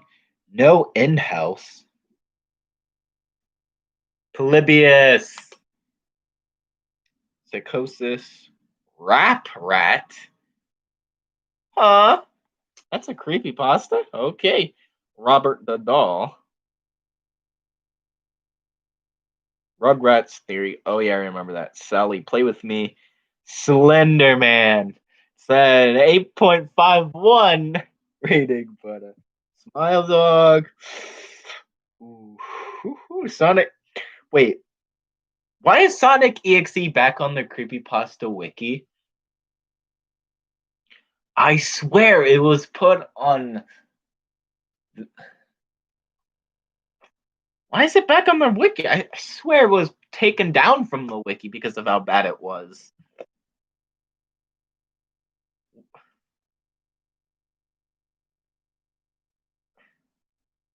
Because it was put up on some troll. It was put on the Troll Pasta wiki. So why is it back on the Creepypasta wiki? These are like classic. Suicide Mouse.avi, Squidward Suicide. Never heard of Dianea House. The Portraits, aka The Cabin in the Woods. I think I've heard of that one. The Rake. I'm just reading the names of these classic creepypastas. Russian Sleep Experiment, The Seed Eater Through the Trees, The Slender Man.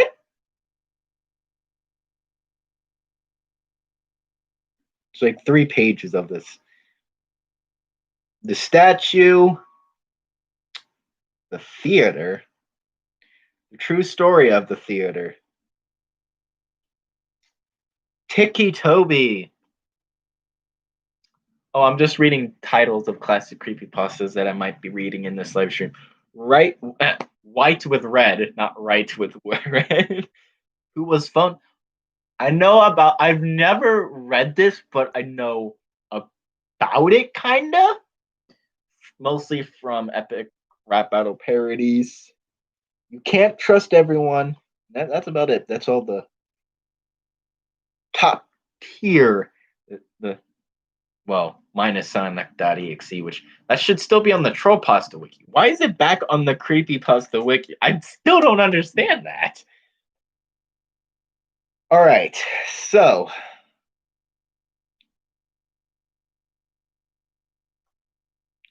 what I'm going to do, you know what?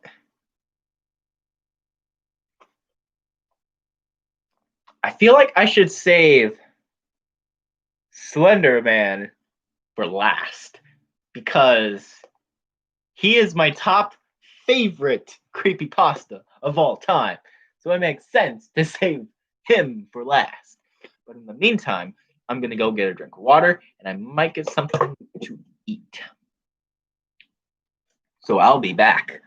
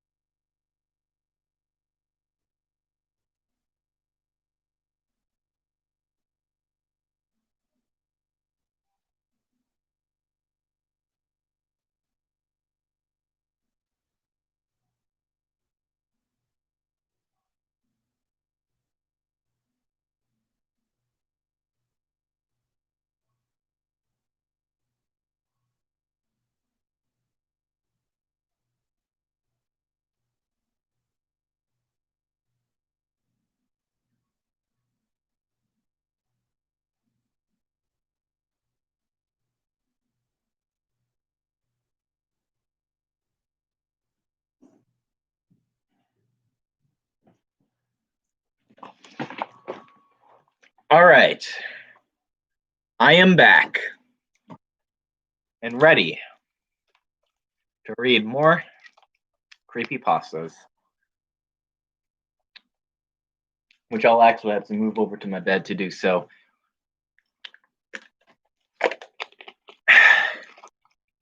In a bit.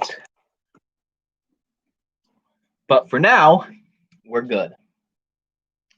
So let's read Smile Dog. What's that? Ooh, this is an 8-minute. Should I check my email? I'm gonna check my emails anyway. An 8-minute read.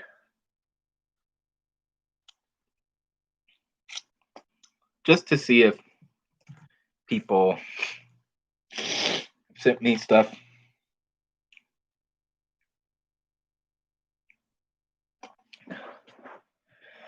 Nope. Okay. Twitter.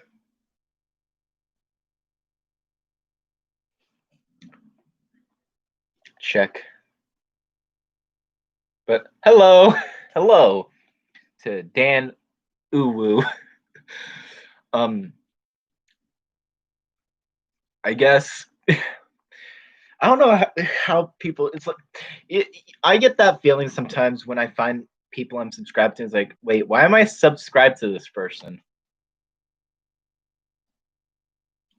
So I kind of know what you mean, but yeah, welcome to the live stream. Originally, I was going to be reading. I was originally going to be reading creepypastas people sent in to me, but I figured, well, you know, I'm not really known for reading classic creepypastas, so why not do that instead? And if people send me in their creepypastas after the video after this live stream is over,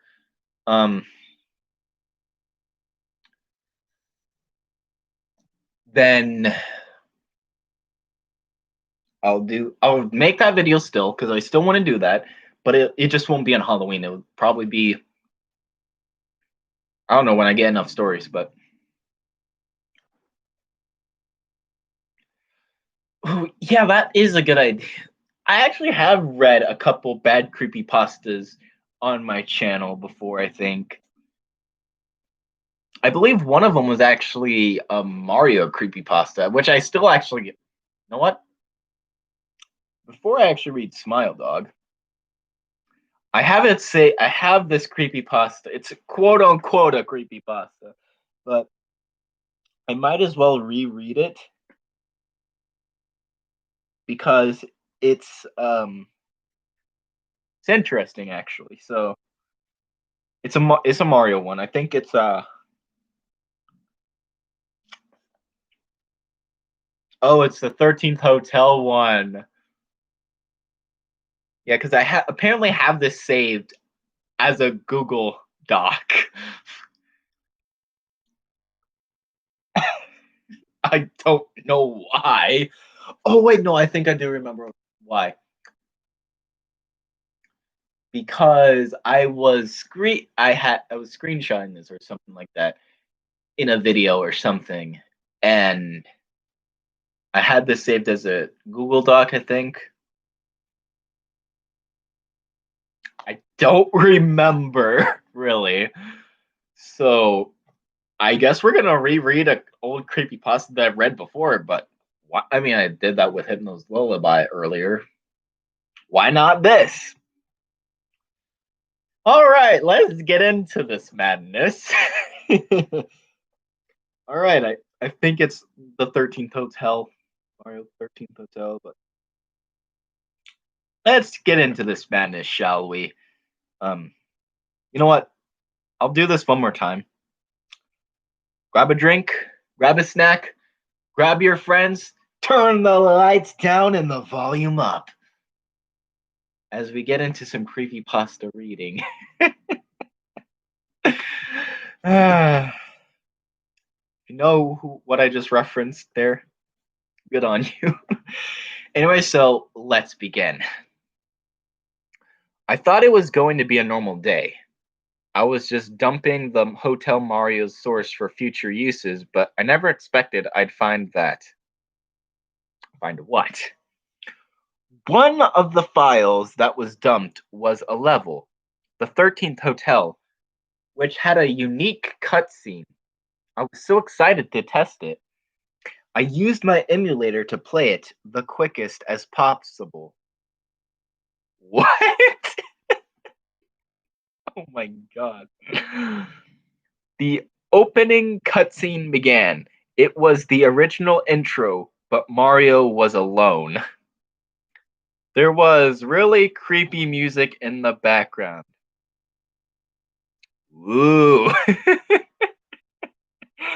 The next scene was the place where Barrio. Oh god, no. Where Bowser was supposed to stay, but he was not there. Instead, his right hand was still over the rock, but it was bleeding. In his place, there was what looked like a huge stack of bleeding metal. Bleeding. Rereading this, it's like, what? Bleeding metal? Since when does metal bleed? No, metal, as in, you know, what's used to make computers, what's used to make cars, like scrap metal and whatnot. Yeah, metal. Bleeding metal. Okay, yeah, this is probably this person's first creepypasta. It's still funny to read, but I'm not gonna give them too much flack for that. But where was I? I was completely scared at that point. Bleeding metal. Yes, that does kind of sound like a band. Bleeding metal. It sounds like one of those heavy metal bands. You know, the ones where it's just screaming at the top of their lungs and whatnot. That's kind of what it sounds like it would be. Um, Anyway, so I was completely scared at that point. The next scene was the place where Mario and Luigi walk and talk about the picnic.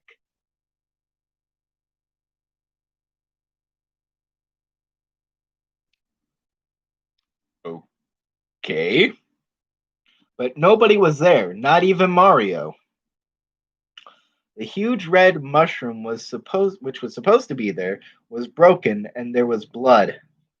Oh my god, the blood is overused. God. The skies were gray all the time. That sounds pretty depressing. Okay. Mar- Mario reached the front door of the kingdom. The sign was blank with huge claw marks and blood. See, again with the blood thing, overused. Like, had it just been with the huge claw marks, that actually would have been better. Like, the blood thing is like, as you can already tell, it's pretty much overused in this. But that's not the same. It's again my first creepypasta, which was just a Smile Dog ripoff, actually. Actually, I think it was just a retelling of Smile Dog, but it was completely different. It was like my own version of it. It was for middle school. I think I might have that saved somewhere. Maybe? I don't know. All right. Mario didn't say anything. He just picked up the letter. The next scene was really unsettling. It was Mario in close up reading the letter. You could have cut the end part. It was Mario close up reading the letter. See, that sounds better. It just flows off the tongue a little bit more. His eyes were completely black and the skies changed. Mario was talking in a kind of demonic way.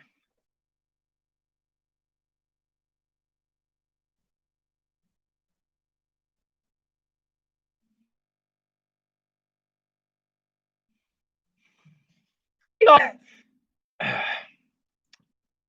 was I? In the next scene, I was shocked. Oh my god. Luigi, with an amused glare at the wait. No. No. He looked at Luigi, who was dead in an iron stack. What's an iron stack? Iron stack. Dead in an iron stack. It's like a stack of iron sheets or something? I have no clue. Jeez, this is awful. Also, for some reason, Google Chrome's not responding several times. I don't know why. Okay. Anyway, moving on.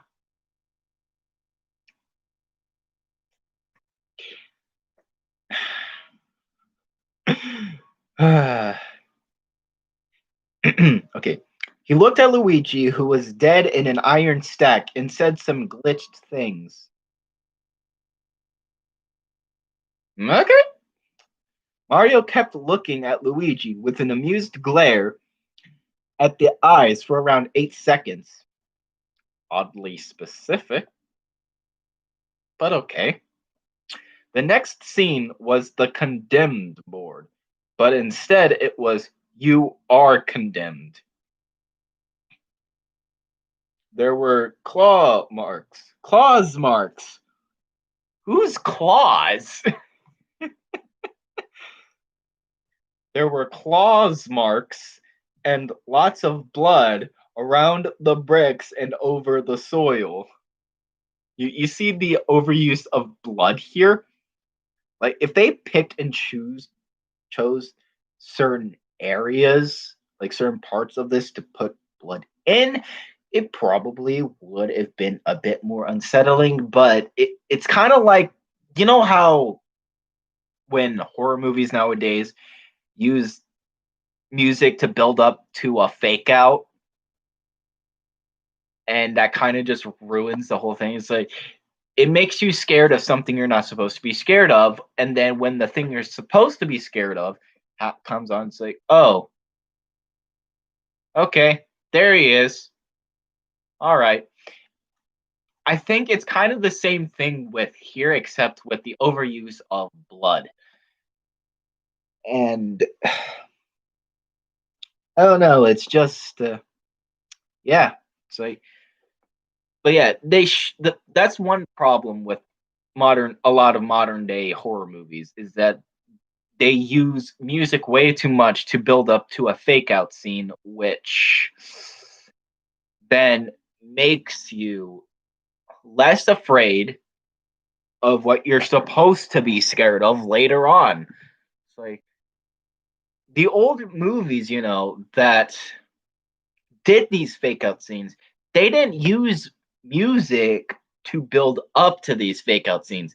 They just happen and it's over. It's like you guys standing there, some guy comes up, it's like, oh, it's like you. It's like maybe give you a tiny jump, but it's like, oh, okay. But it's not like modern day where like let's take that scene. I think that's from one of the Halloween movies, Michael Myers or whatever. Take that scene, put it in modern day.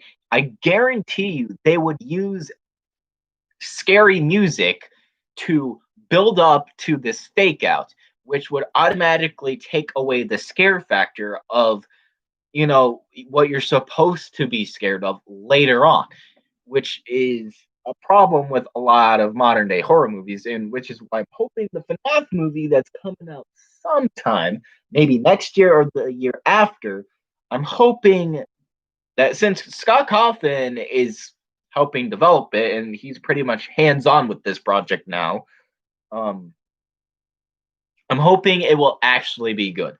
So, also, Warner Brothers cannot make a good horror movie. I think the Slender Man movie that came out is proof of that. Okay, I'll admit there's some good cinematography in that Slender Man. There's some good cinematography within that Slender Man movie, and they portrayed Slender Man okay, but the writing was bad. The acting was also pretty bad. I have the DVD, but some of the actors were pretty okay, but I kind of feel bad for them. They did their best with what they were given, and it just wasn't that good. Anyway, now that we got off of that tangent, let's get back to this. All right, so where was I? Oh yeah, the whole soil thing. Okay. Mario comes up faceless with white and black clothes, holding his bread box, which was blank. Okay. The background was some sort of red board of demons. Red board of demons? It's like a board of directors. Okay. Okay. That that can just be taken out completely. I don't know where the bread box came from, honestly. Maybe that's something that's in the original Hotel Mario game. But I think it's like some kind of sign. I don't think it's an actual bread box. But if it is, then well, I guess I'm stupid and I don't know what I'm talking about. Okay. Two messages blinked in a frame in the bread box. Wait, what? Okay, two messages blinked in a frame in the bread box. 13th Hotel and Help Me. The next scene was a princess waving over the pipe. She kept doing that with the scene blinking sometimes. Epilepsy warning? I don't know. We're okay. Da, da, da, da,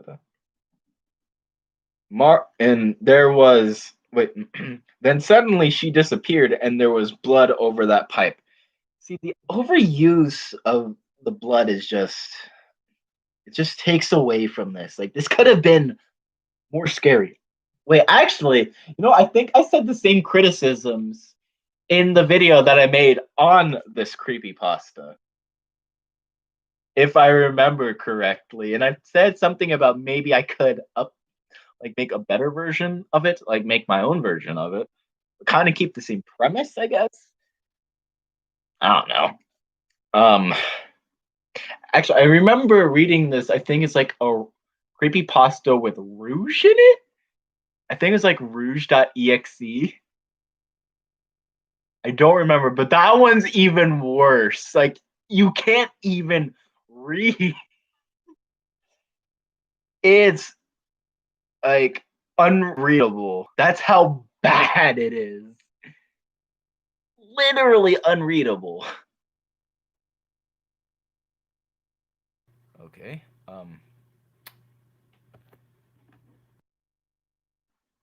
Okay. All right. Back. I can't remember. I It's on my channel somewhere. I know it is. No, it is on the channel. It's way back. Years back.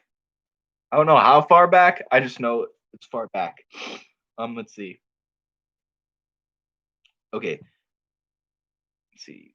Blood over that pipe. Okay. Mario came up with a messed up red color. Messed up red. Mario has red in him in general, but okay. I mean, okay. I'll let that one slide. I'll let that one slide just a bit. I don't remember if I let that one slide before, but I'm letting it slide this time. All right. Okay, Mario came up with a messed up red color with a hellish style with static in the BG. Oh, I think background maybe? Saying more demonic talking in whispers. What? So they're saying more demonic talking, more demonic talking. Is that what I'm hearing?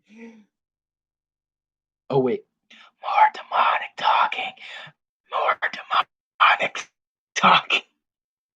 Okay, I really need to stop ripping into this.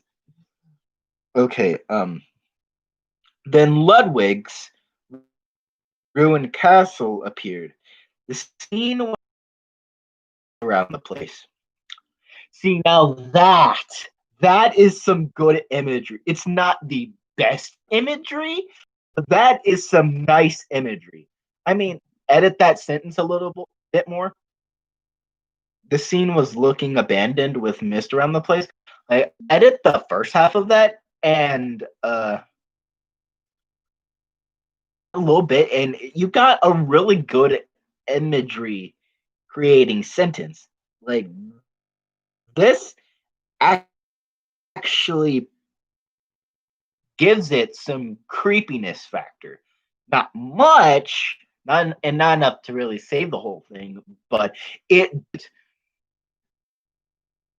Mario appeared again, pointing up like in the final frame of the intro, but his eyes were black.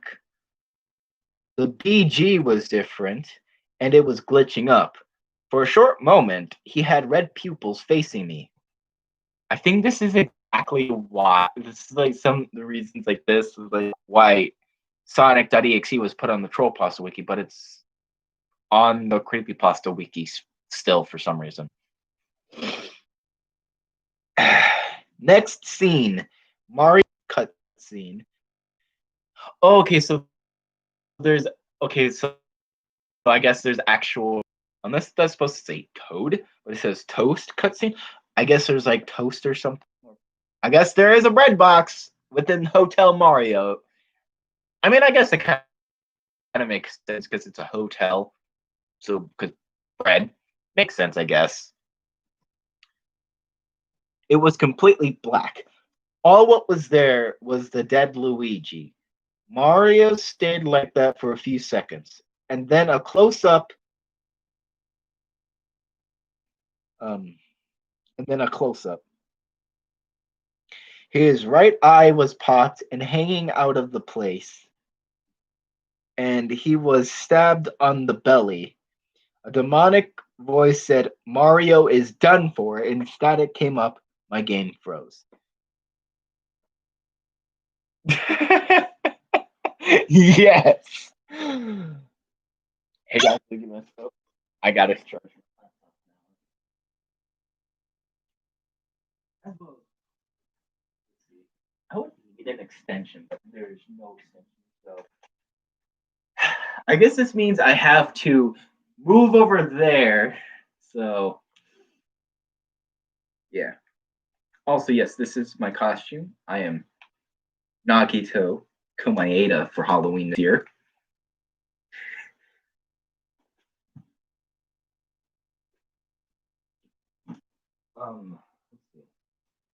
Is there? I mean, I could move. I could move to there actually. Well, let's test this out. I'm gonna be moving things around in just a bit. All right. Okay, so there probably won't have the best lighting if I do this. So we're just gonna test this out here. See how well this works, and if it works fine, then that's keep streaming. Otherwise, I'll just go onto my bed and stream from there. There, water there. This here.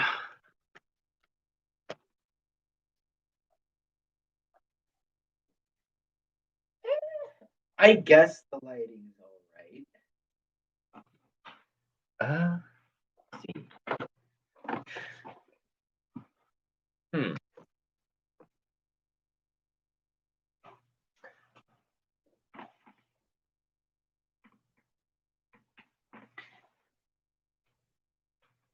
Oh, wait, does this reach here? That's the question. Okay, no, it does reach this far at least. Okay. Yeah, it's technically my cousin's bed, but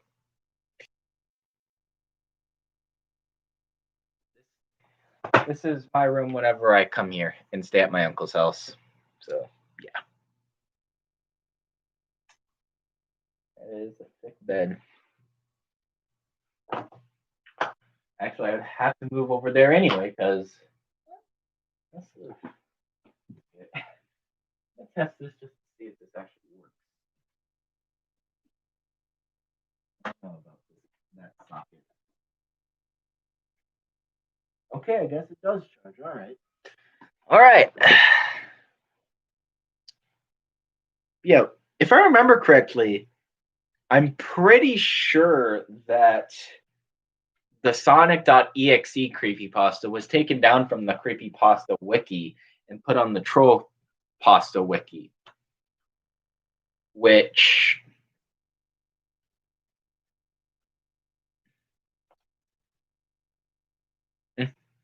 yeah, let me look up that Rouge.exe because I know I've read it before on my channel. Let me see.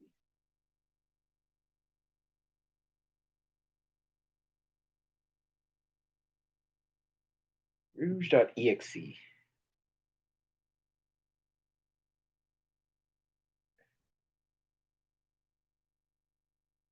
Okay, so yeah, it's a. We're gonna read some classic bad ones. All right, so I'll get back to the. I'll get back to the classic creepypastas in a minute, but we're gonna read another bad one. It's called Rouge.exe.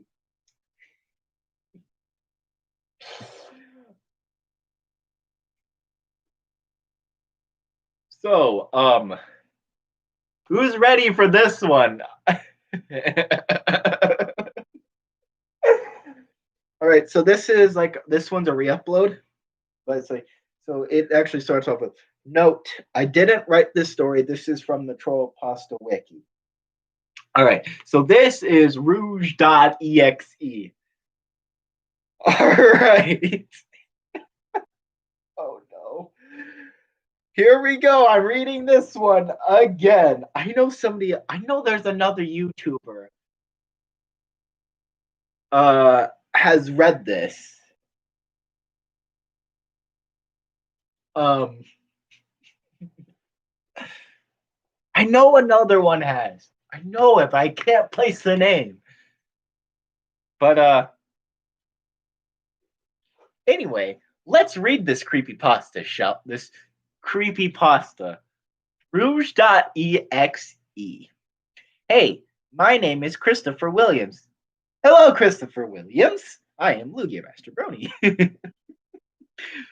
I am big fan of Rouge the Bat. And I about to made Rouge call her. I now remember who read this. The second I get the voice, I recognized and remember who read this. I think it was Hoodlum, I think. Hudo Hoodlum or whatever, I think.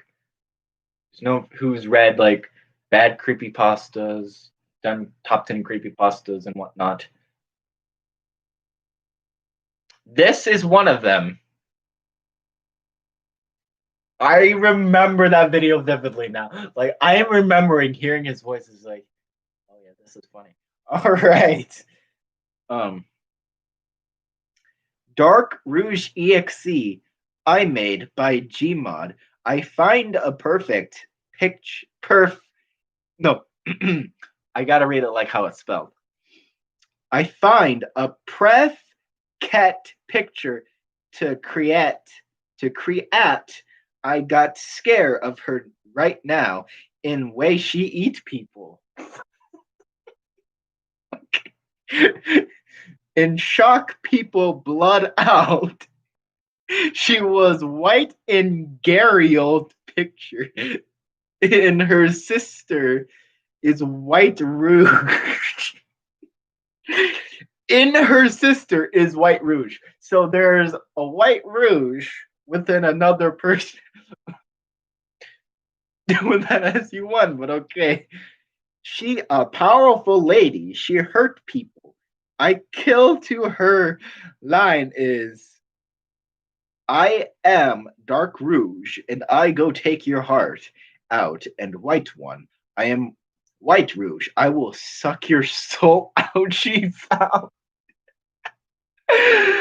Knuckles in Knuckles turn head in. She got a creepy smile, her face in her sister too. Fenny, about our powerful of pure darkness. I think I made her in Gmod in my computer. Start bring picture of Rouge Exe. The one is Smy, Rosehead, got cut off by Dark Rouge. And 2 is Amy Rose, Wilking. It's kind of how I'm pronouncing it because it's spelled W-L King. W-L-K-I-N-G. Wilking. With Sally Akron. Sally Akron. I don't know who that is. And they saw Dark Rouge and White Rouge. They were start king to them. Amy and Sally run and screaming loud, they stop. Running, they saw Sonic EXE.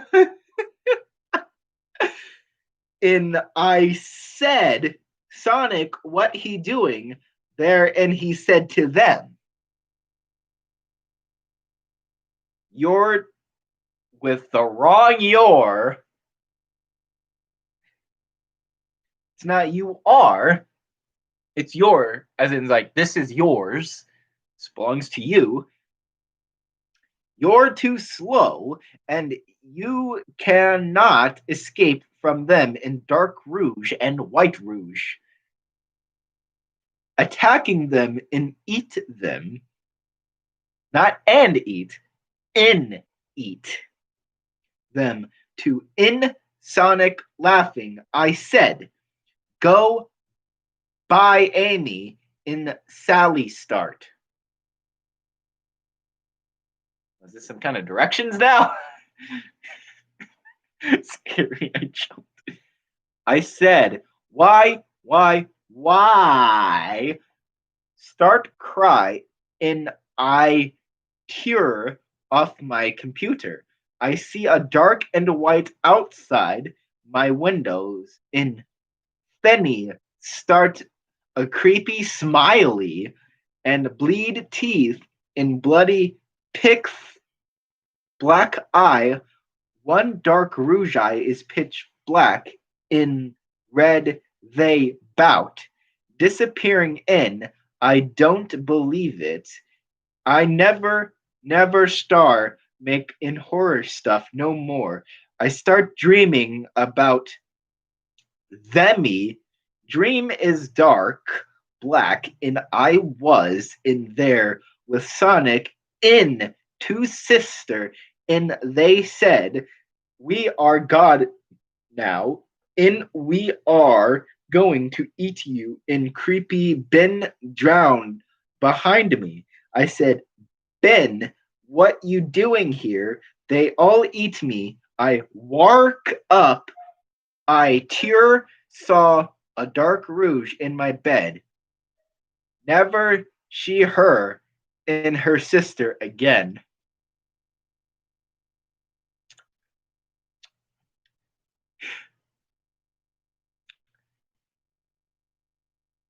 Never she her and her sister again.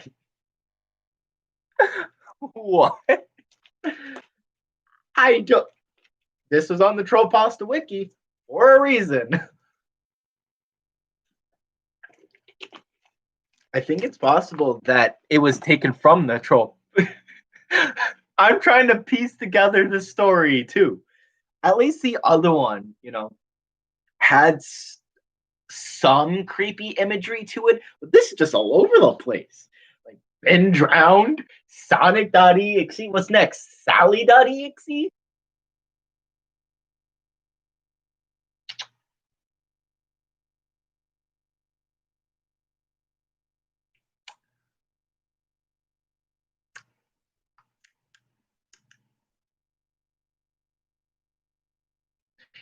Actually,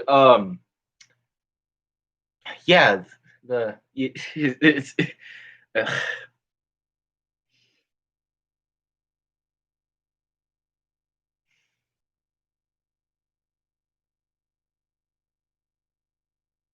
which one? There's a lot of them.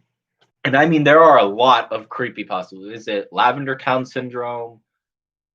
Uh, Buried Alive Model, Creepy Black, Glitch, Glitched Red, Glitchy Red, Glitch Red version, White Hand. Oh, Lost Silver. I remember that one. Yeah, it's decent. But yeah, this story. And yeah, I read the words as they were written. So yes, Pix is yeah. See if I can remember the guy. Yeah, I think it's like Hoodlum, Hoodlum. So he does like creepypasta stuff. Yeah, he did like top 10 bad creepypastas. This was on here, and he actually read the creepypasta. He read it.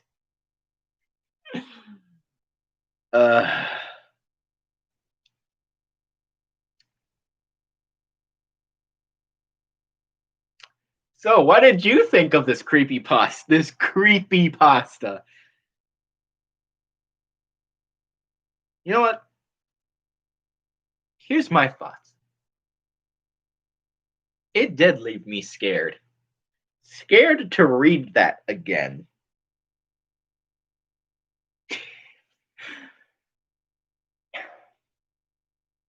But it's hard to tell if that one is a legitimate troll. If that creepypasta was a troll, or if this was like somebody's first creepypasta. It's like that one's just like really hard to tell, know what I mean?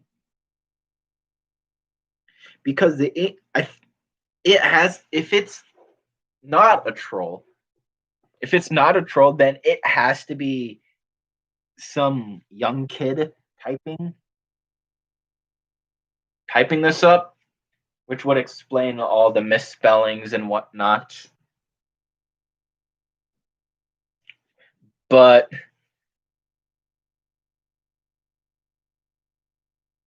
I don't know.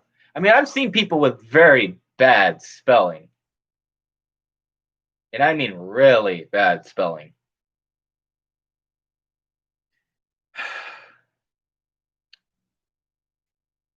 But again, yeah. But yeah, that was Rouge.exe. A mess is what I'd like to call it. Now,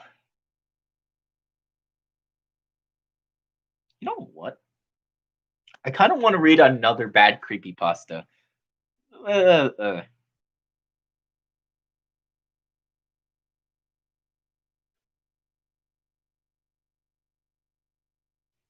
Okay. Let's see this wiki.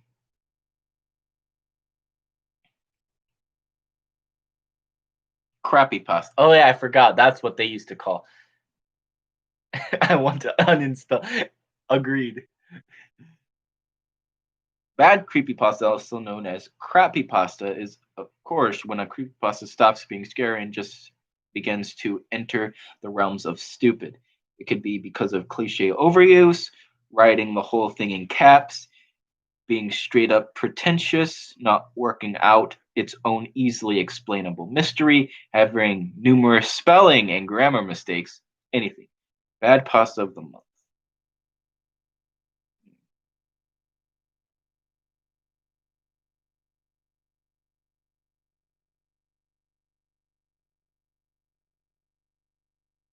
Okay, troll pasta is a deliberately bad creepy pasta made to spoof the cliches of the genre. So I feel like it's not a troll pasta then.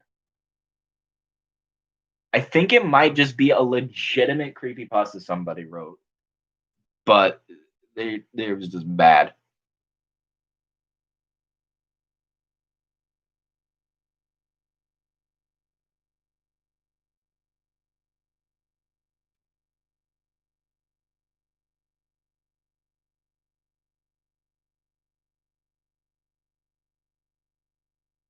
Let's see.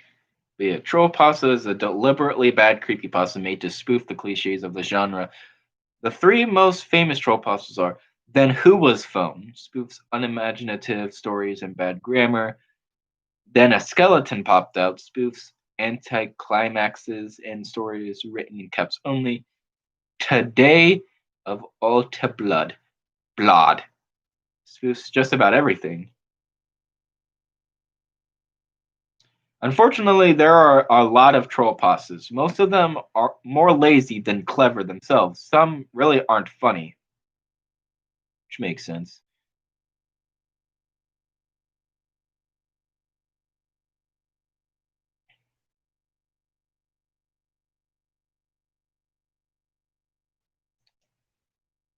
Don't worry. I have the power of hope. I believe in hope. All right, let's get back into some classic creepy pastas to get rid of this bad feeling inside that's slowly killing me.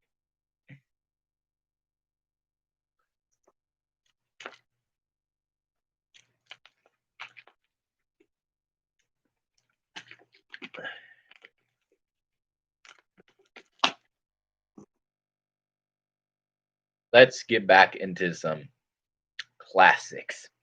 So this one is says it's about 8 minutes. It's an 8 minute read approximately. So cool. We're gonna be reading Smile Dog next. That's gonna be a fun one. But before I do that, let me check something real quick.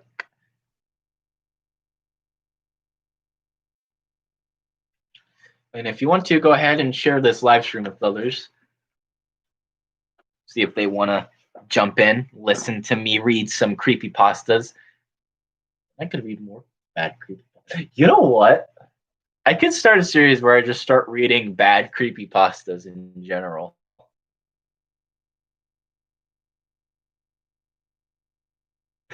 I'm tempted to do that. I'd probably be brain dead by the end of it, but it sounds like a fun idea. All right, so next I'm going to be reading Smile Dog. It says it's about an 8 minute read, which is actually interesting that the creepypasta website actually puts up an approximate reading time. Could listen to the narration, but we're going to listen to me narrate. So, without further ado, let's begin. Smile Dog. I first met in person with Mary E. in the summer of 2007. I had arranged with her husband of 15 years, Terrence, to see her for an interview. Mary had initially agreed, since I was not a newsman, but rather an amateur writer gathering information for a few early college assignments, and, if all went according to plan, some pieces of fiction. We scheduled the interview for a particular weekend when I was in Chicago on unrelated business, but at the last moment, Mary changed her mind and locked herself in the couple's bedroom, refusing to meet with me. For half an hour, I sat with Terrence as we camped outside the bedroom door, I listening and taking notes while he attempted fruitlessly to calm his wife. The things Mary said made little sense, but fit with the pattern I was expecting. Though I could not see her, I could tell from her voice that she was crying.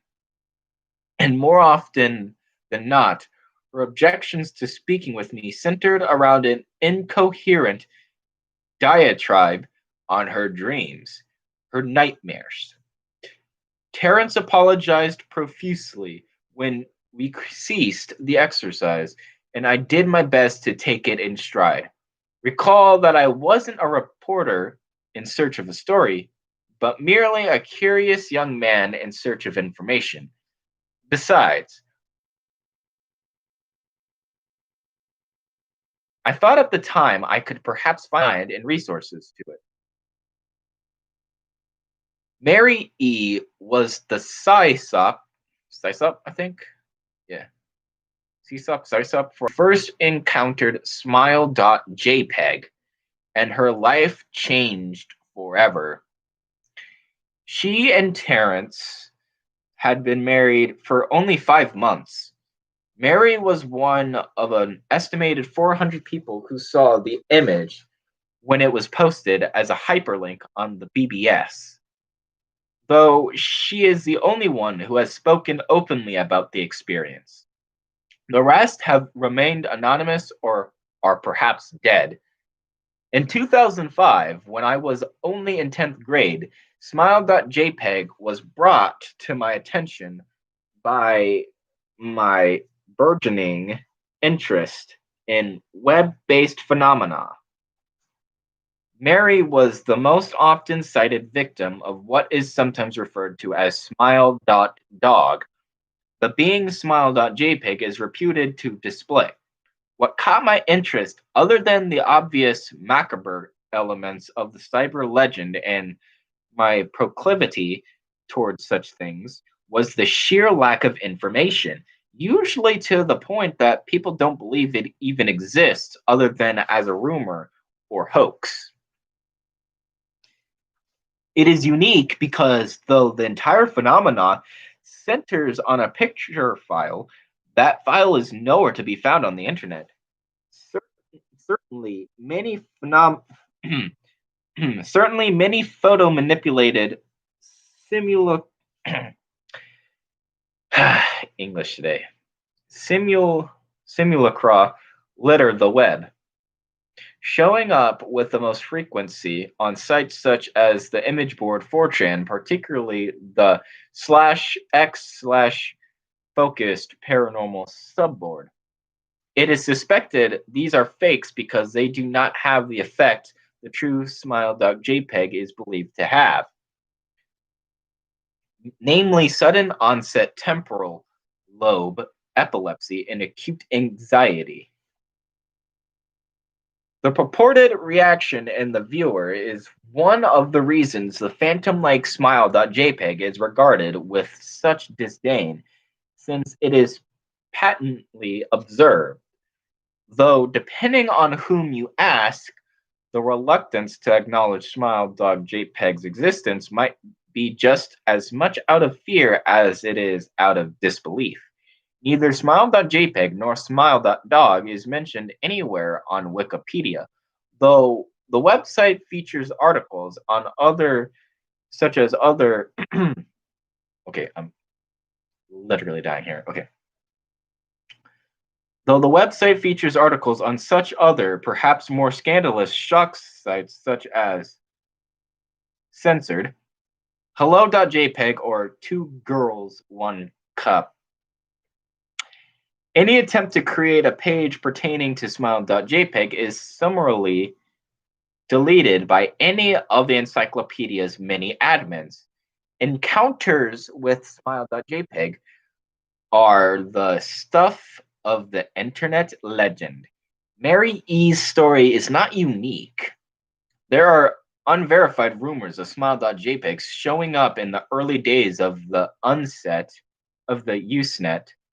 Unset. What am I saying anymore? Of Usenet, and even one persistent tale that in 2002 a hacker flooded the forums of humor and satire website Something Awful with a deluge of smile.dog pictures, rendering almost half of the forum's users at the time epileptic. Jesus, I cannot read today.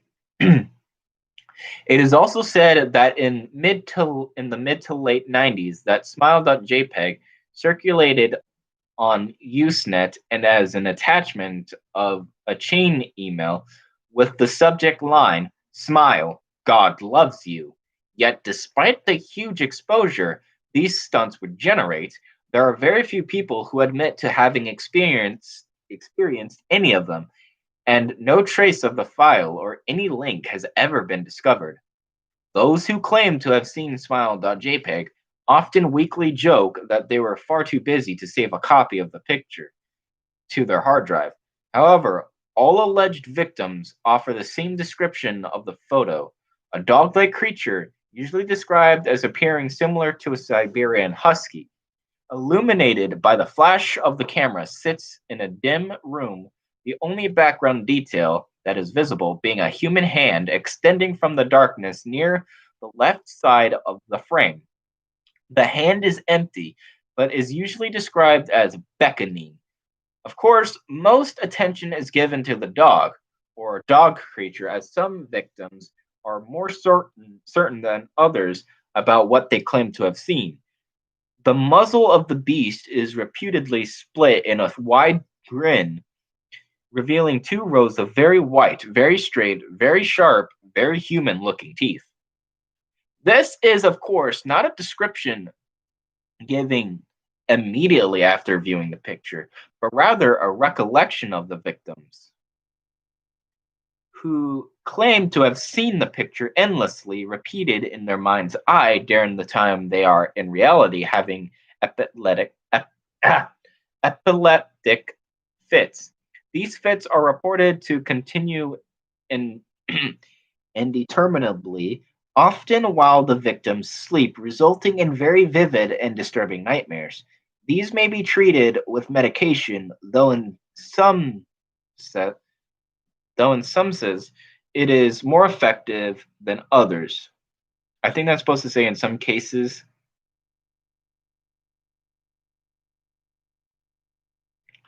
Mary E., I assumed, was not on effective medication.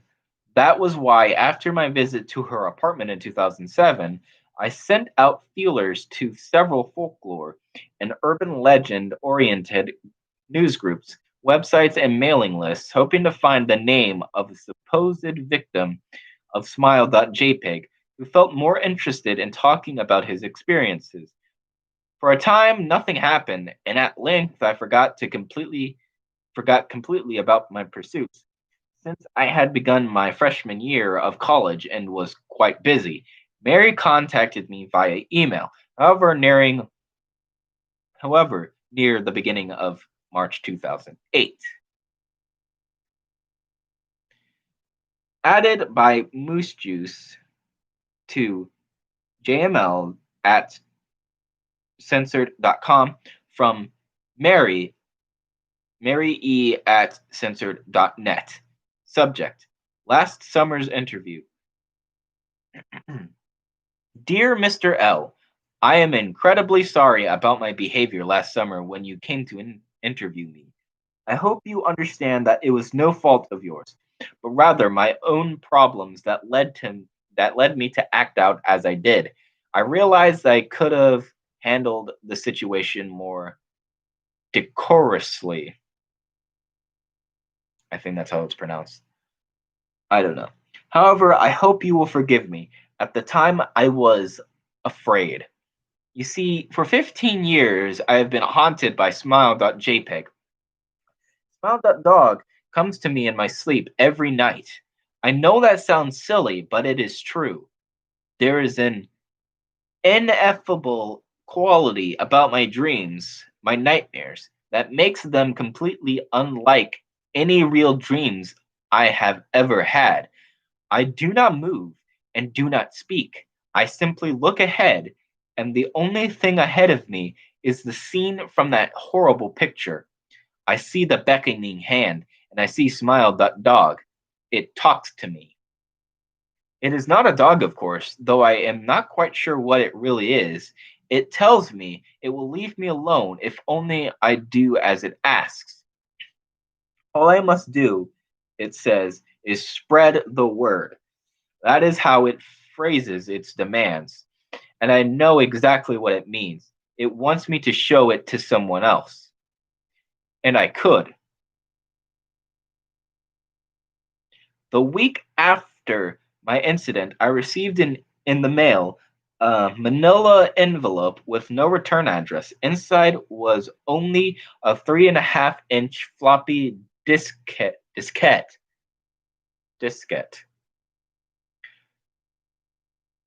Without having to check, I knew precisely what was on it. I thought I thought for a long time about my options.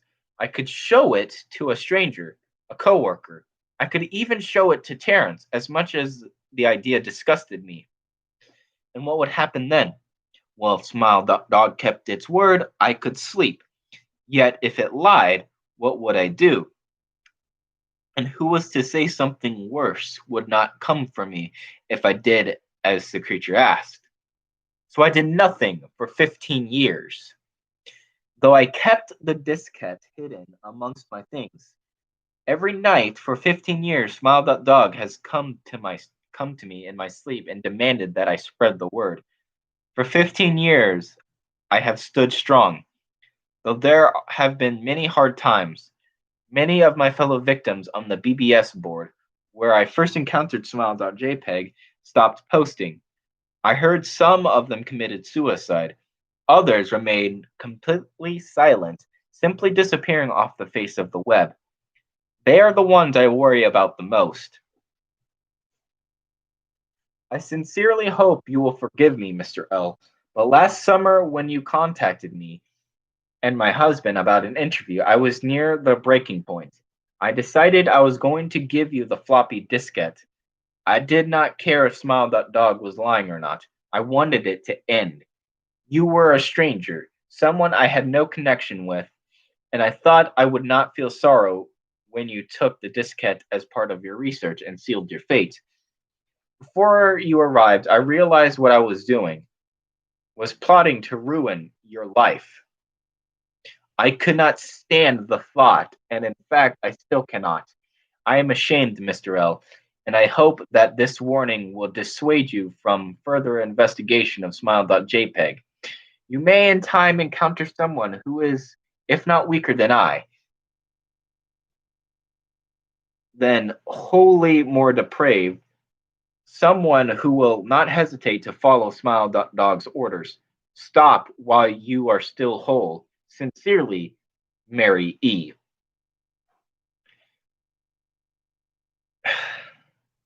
Page reset it on me. Let me just find the spot real quick.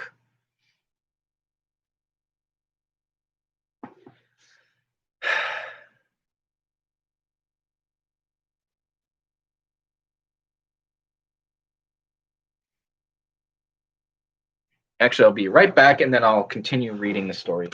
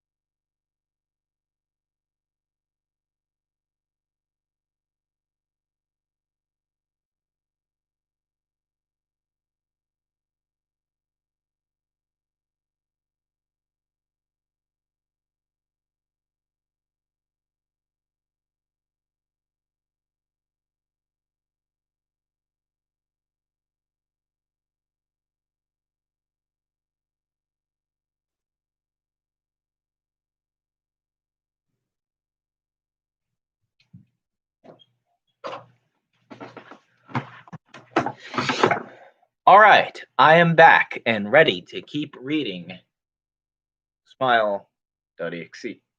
Well, Smile Dog. I just gotta get to the end. Okay. Sincerely, Mary E. Terrence contacted me later that month with the news that his wife had killed herself.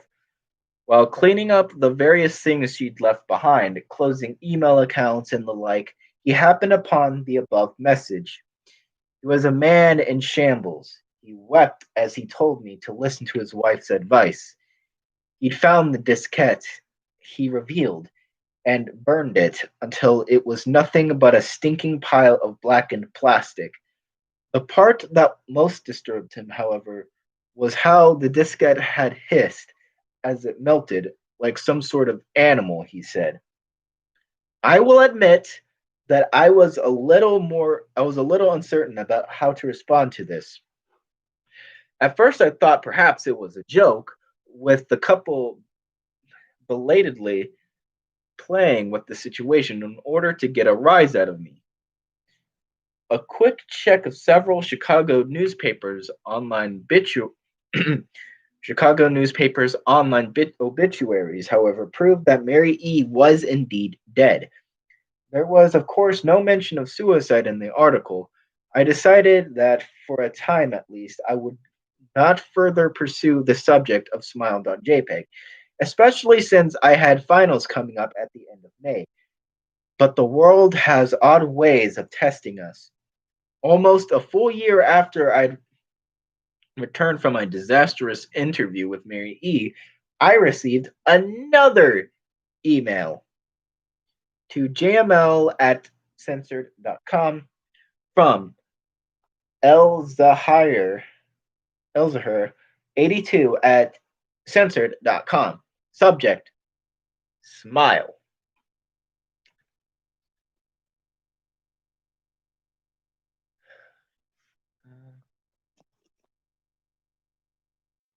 Sorry for the glare. Hello, I found your email address through a mailing list. Your profile said you are interested in Smile Dog. I have saw it. It is not as bad as everyone says. I have sent it here. I sent it to you here, just spreading the word. The final line chilled me to the bone.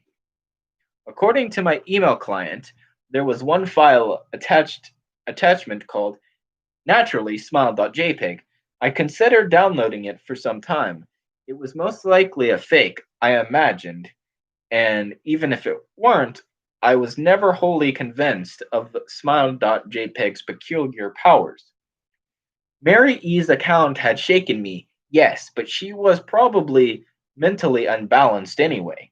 After all, how could a simple image do what smile.jpg was said to accomplish? What sort of creature was it that could break one's mind with only the power of the eye? And if such things were patently observed, then why did the legend exist at all? If I downloaded the image, if I looked at it, and if Mary turned out to be correct, if Smile That Dog came to me in my dreams demanding I spread the word, what would I do? Would I live my life as Mary had, fighting against the urge to give in until I died? Or would I simply spread the word, eager to be put to rest? And if I chose the latter route, how could I do it? Whom would I burden in turn? If I went through with my earlier intention to write a short article about smile.jpg, I decided I could attach it as evidence. And anyone who read the article, anyone who took interest would be affected. And even assuming the smile.jpg attached to the email was genuine, would I be capricious, capricious enough to save myself in that manner? Could I spread the word? Yes. Yes, I could.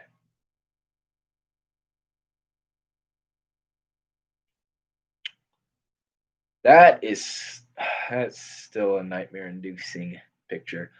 All right, so that was Smile Dog. I almost said smile.jpg, but Smile Dog.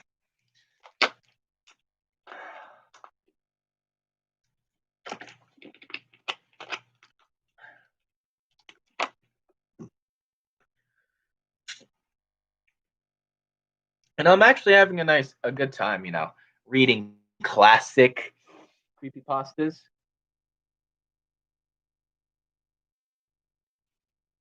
How long should I keep going? Because I'm saving Slender Man for last.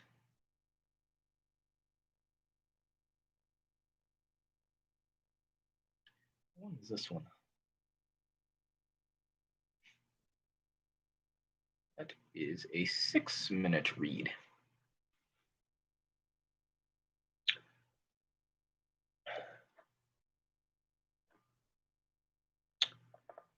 All right.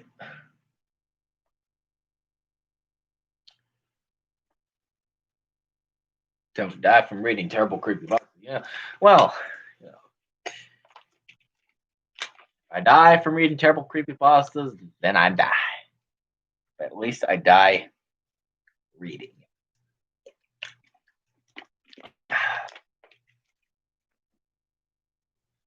So, which classic creepypasta should I read next, or should I check my email see if people actually sent in stuff? Doesn't look like it yet. It's just checking mail, checking for mail. So, see. But I am actually enjoying reading classic creepypasta. So yeah, I might do it again in the future, but I prefer reading the lesser known ones. Nope. Okay. I prefer giving lesser known creepypastas a time to shine on YouTube at least. Because a lot of these creepypastas that I have read, I've not really seen any other people read them. I mean, I could look for them, but it's not like it'd get that much attention. It's kind of why I like reading these lesser known ones. Give them some spotlight, you know?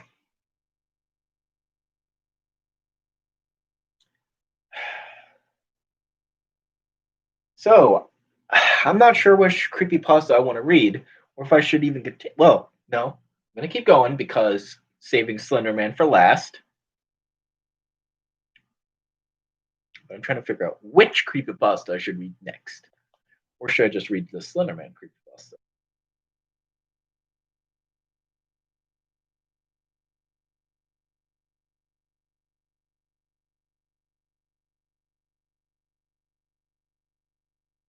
Weird, though. What the hell?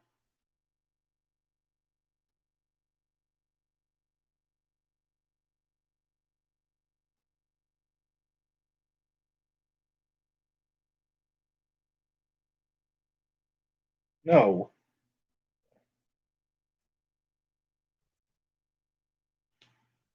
There we go. I don't know what's going on here. Okay. Menu.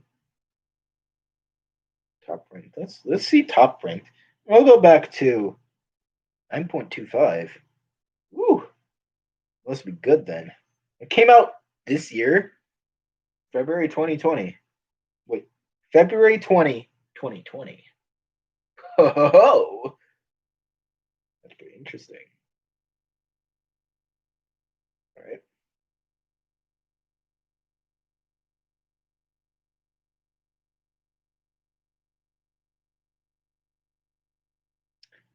All right, so now we're looking at famous creepypastas again.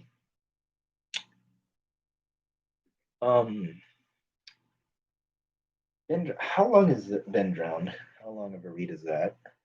38 minutes. No, thank you. And not right now. We're doing the short one. Candle Cove, I imagine, is longer, right? Oh, wait. Candle Cove is only 4 minutes?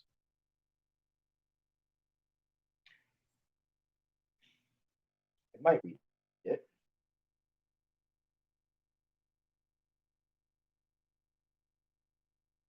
I want to see how long the Slender Man creepypasta is.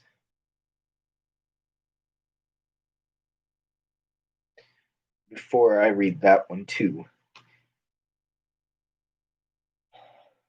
Could do Polybius. Averages. Oh, it's a 9-minute creepypasta. That's not too bad. All right, so Sonic.exe. I don't know what this is still doing in the creepypasta website. Thought that would have been gone by now. But nah, it's not, apparently.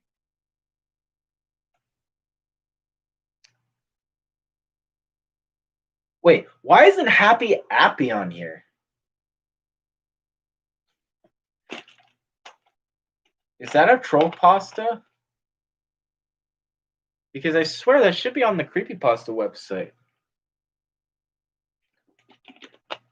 Because that creepypasta is famous as hell. That's a very famous creepypasta. Rake. You know, I've never really read about the Seed Eater. Oh, so it's just a 2-minute. Okay. So, next famous creepypasta we're going to read is called Seed Eater. through the trees. It's about 2 minutes long, so here we go. I wish he would have stayed home, away from this cruel world that we live in.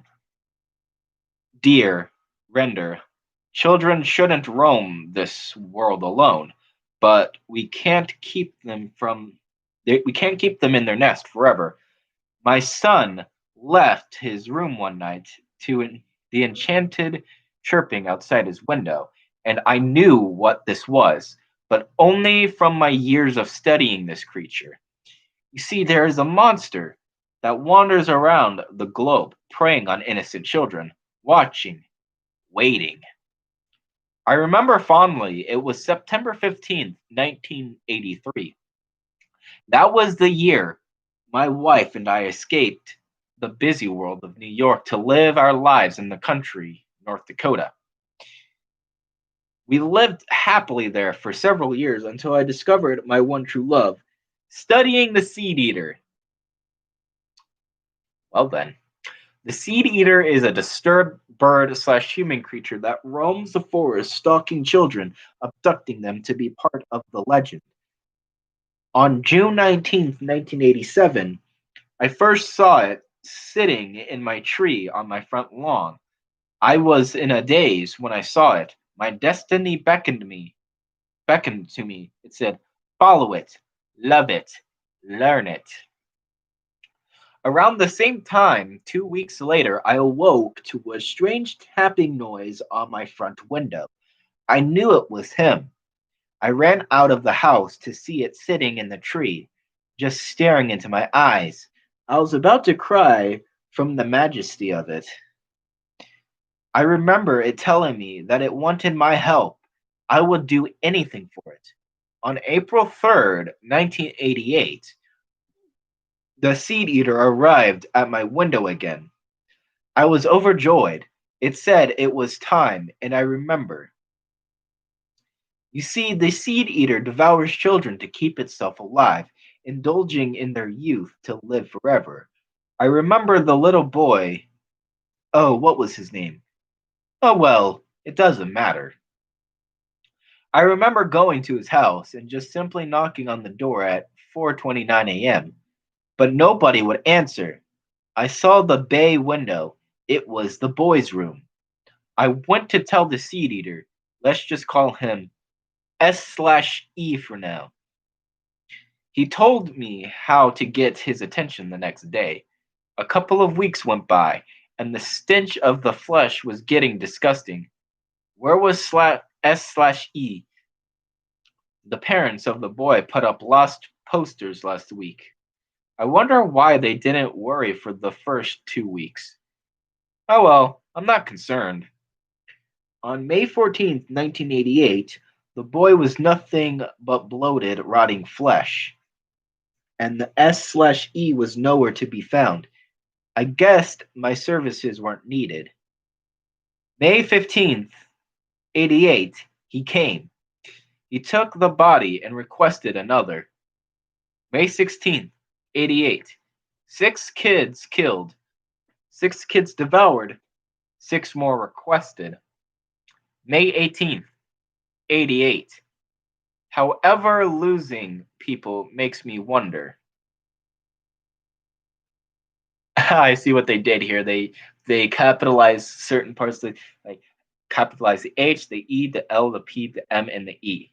Help me. It's like it's giving like message within this. This is actually really interesting. I know the seed eater from Minecraft mods. So yeah. Help me.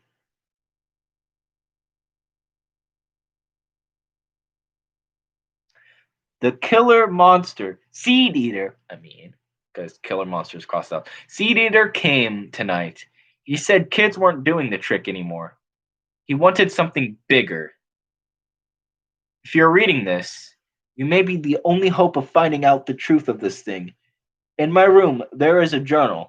On page 49, you'll discover how to take the life out of this monster. But he's had me under a tight death grip. I couldn't do it, but maybe you'll have more strength than me. Goodbye, everybody. I hope being eaten is what I brought onto myself. And the story ends there.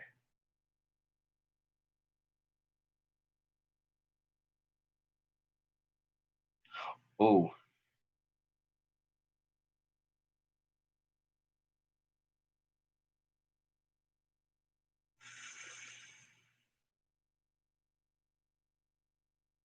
okay. So apparently, I'll probably take down the stream after, but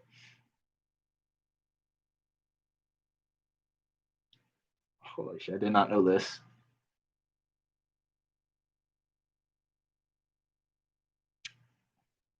I'm just now seeing this. Damn it.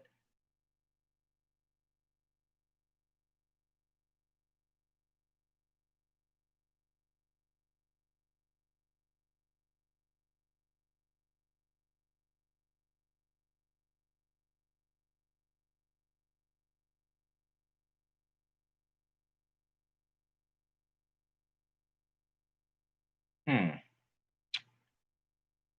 Well then,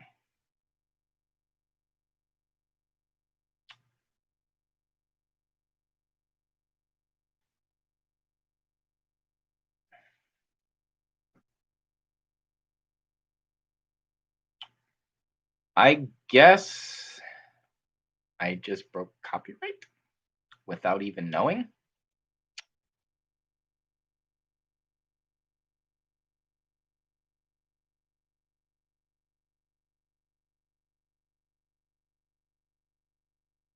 Um.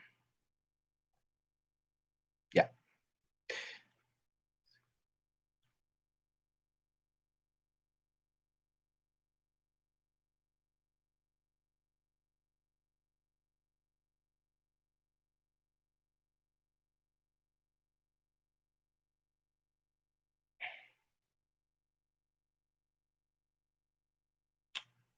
Well. Um. Well, I kind of wanted to read Slender Man, but I guess I won't do that because I don't want to risk getting copyright struck. And this is an old story. Like, are there people that have read this?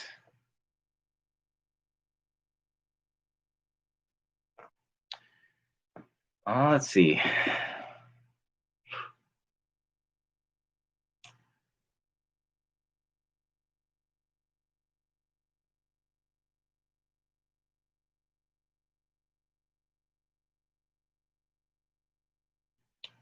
Let's see.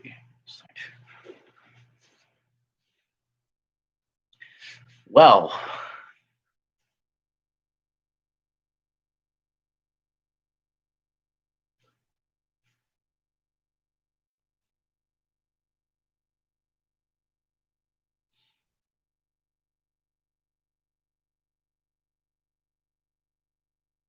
I guess it's fine to do this now, but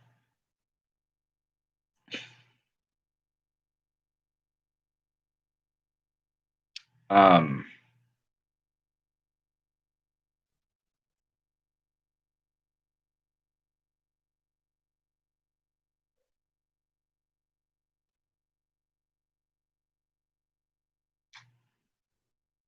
I didn't know that technically I'm not allowed to read these things.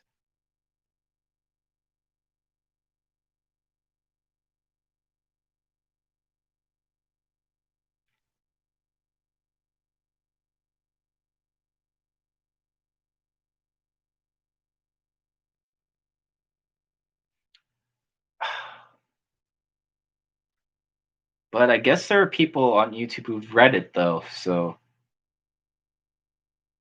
hmm.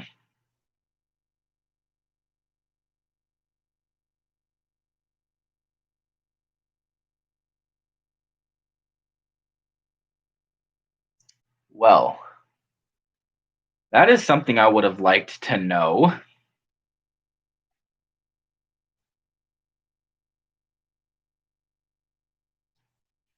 That would have been nice to know.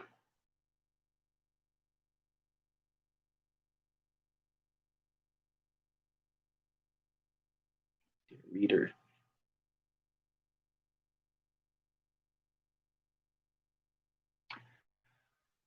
Um,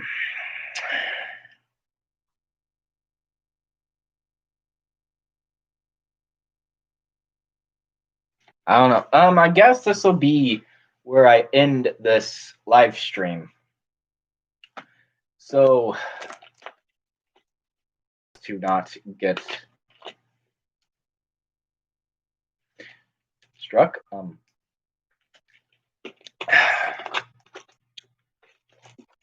This is going to be the end of this live stream.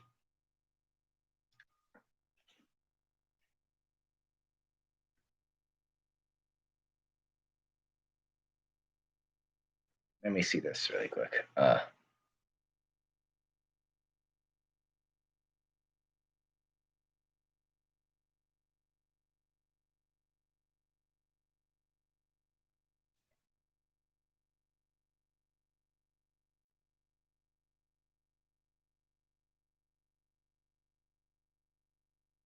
Okay.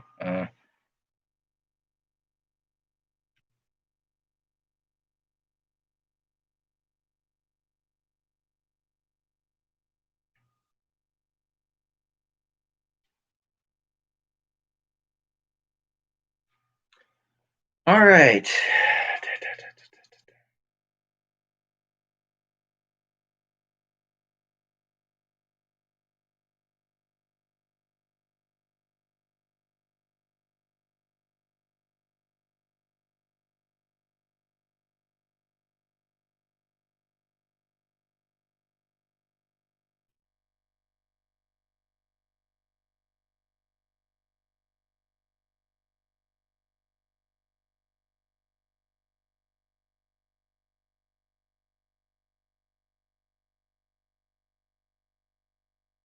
All right, so this is going to be where I end this live stream.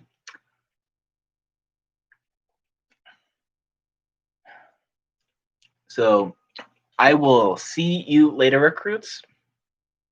Peace out.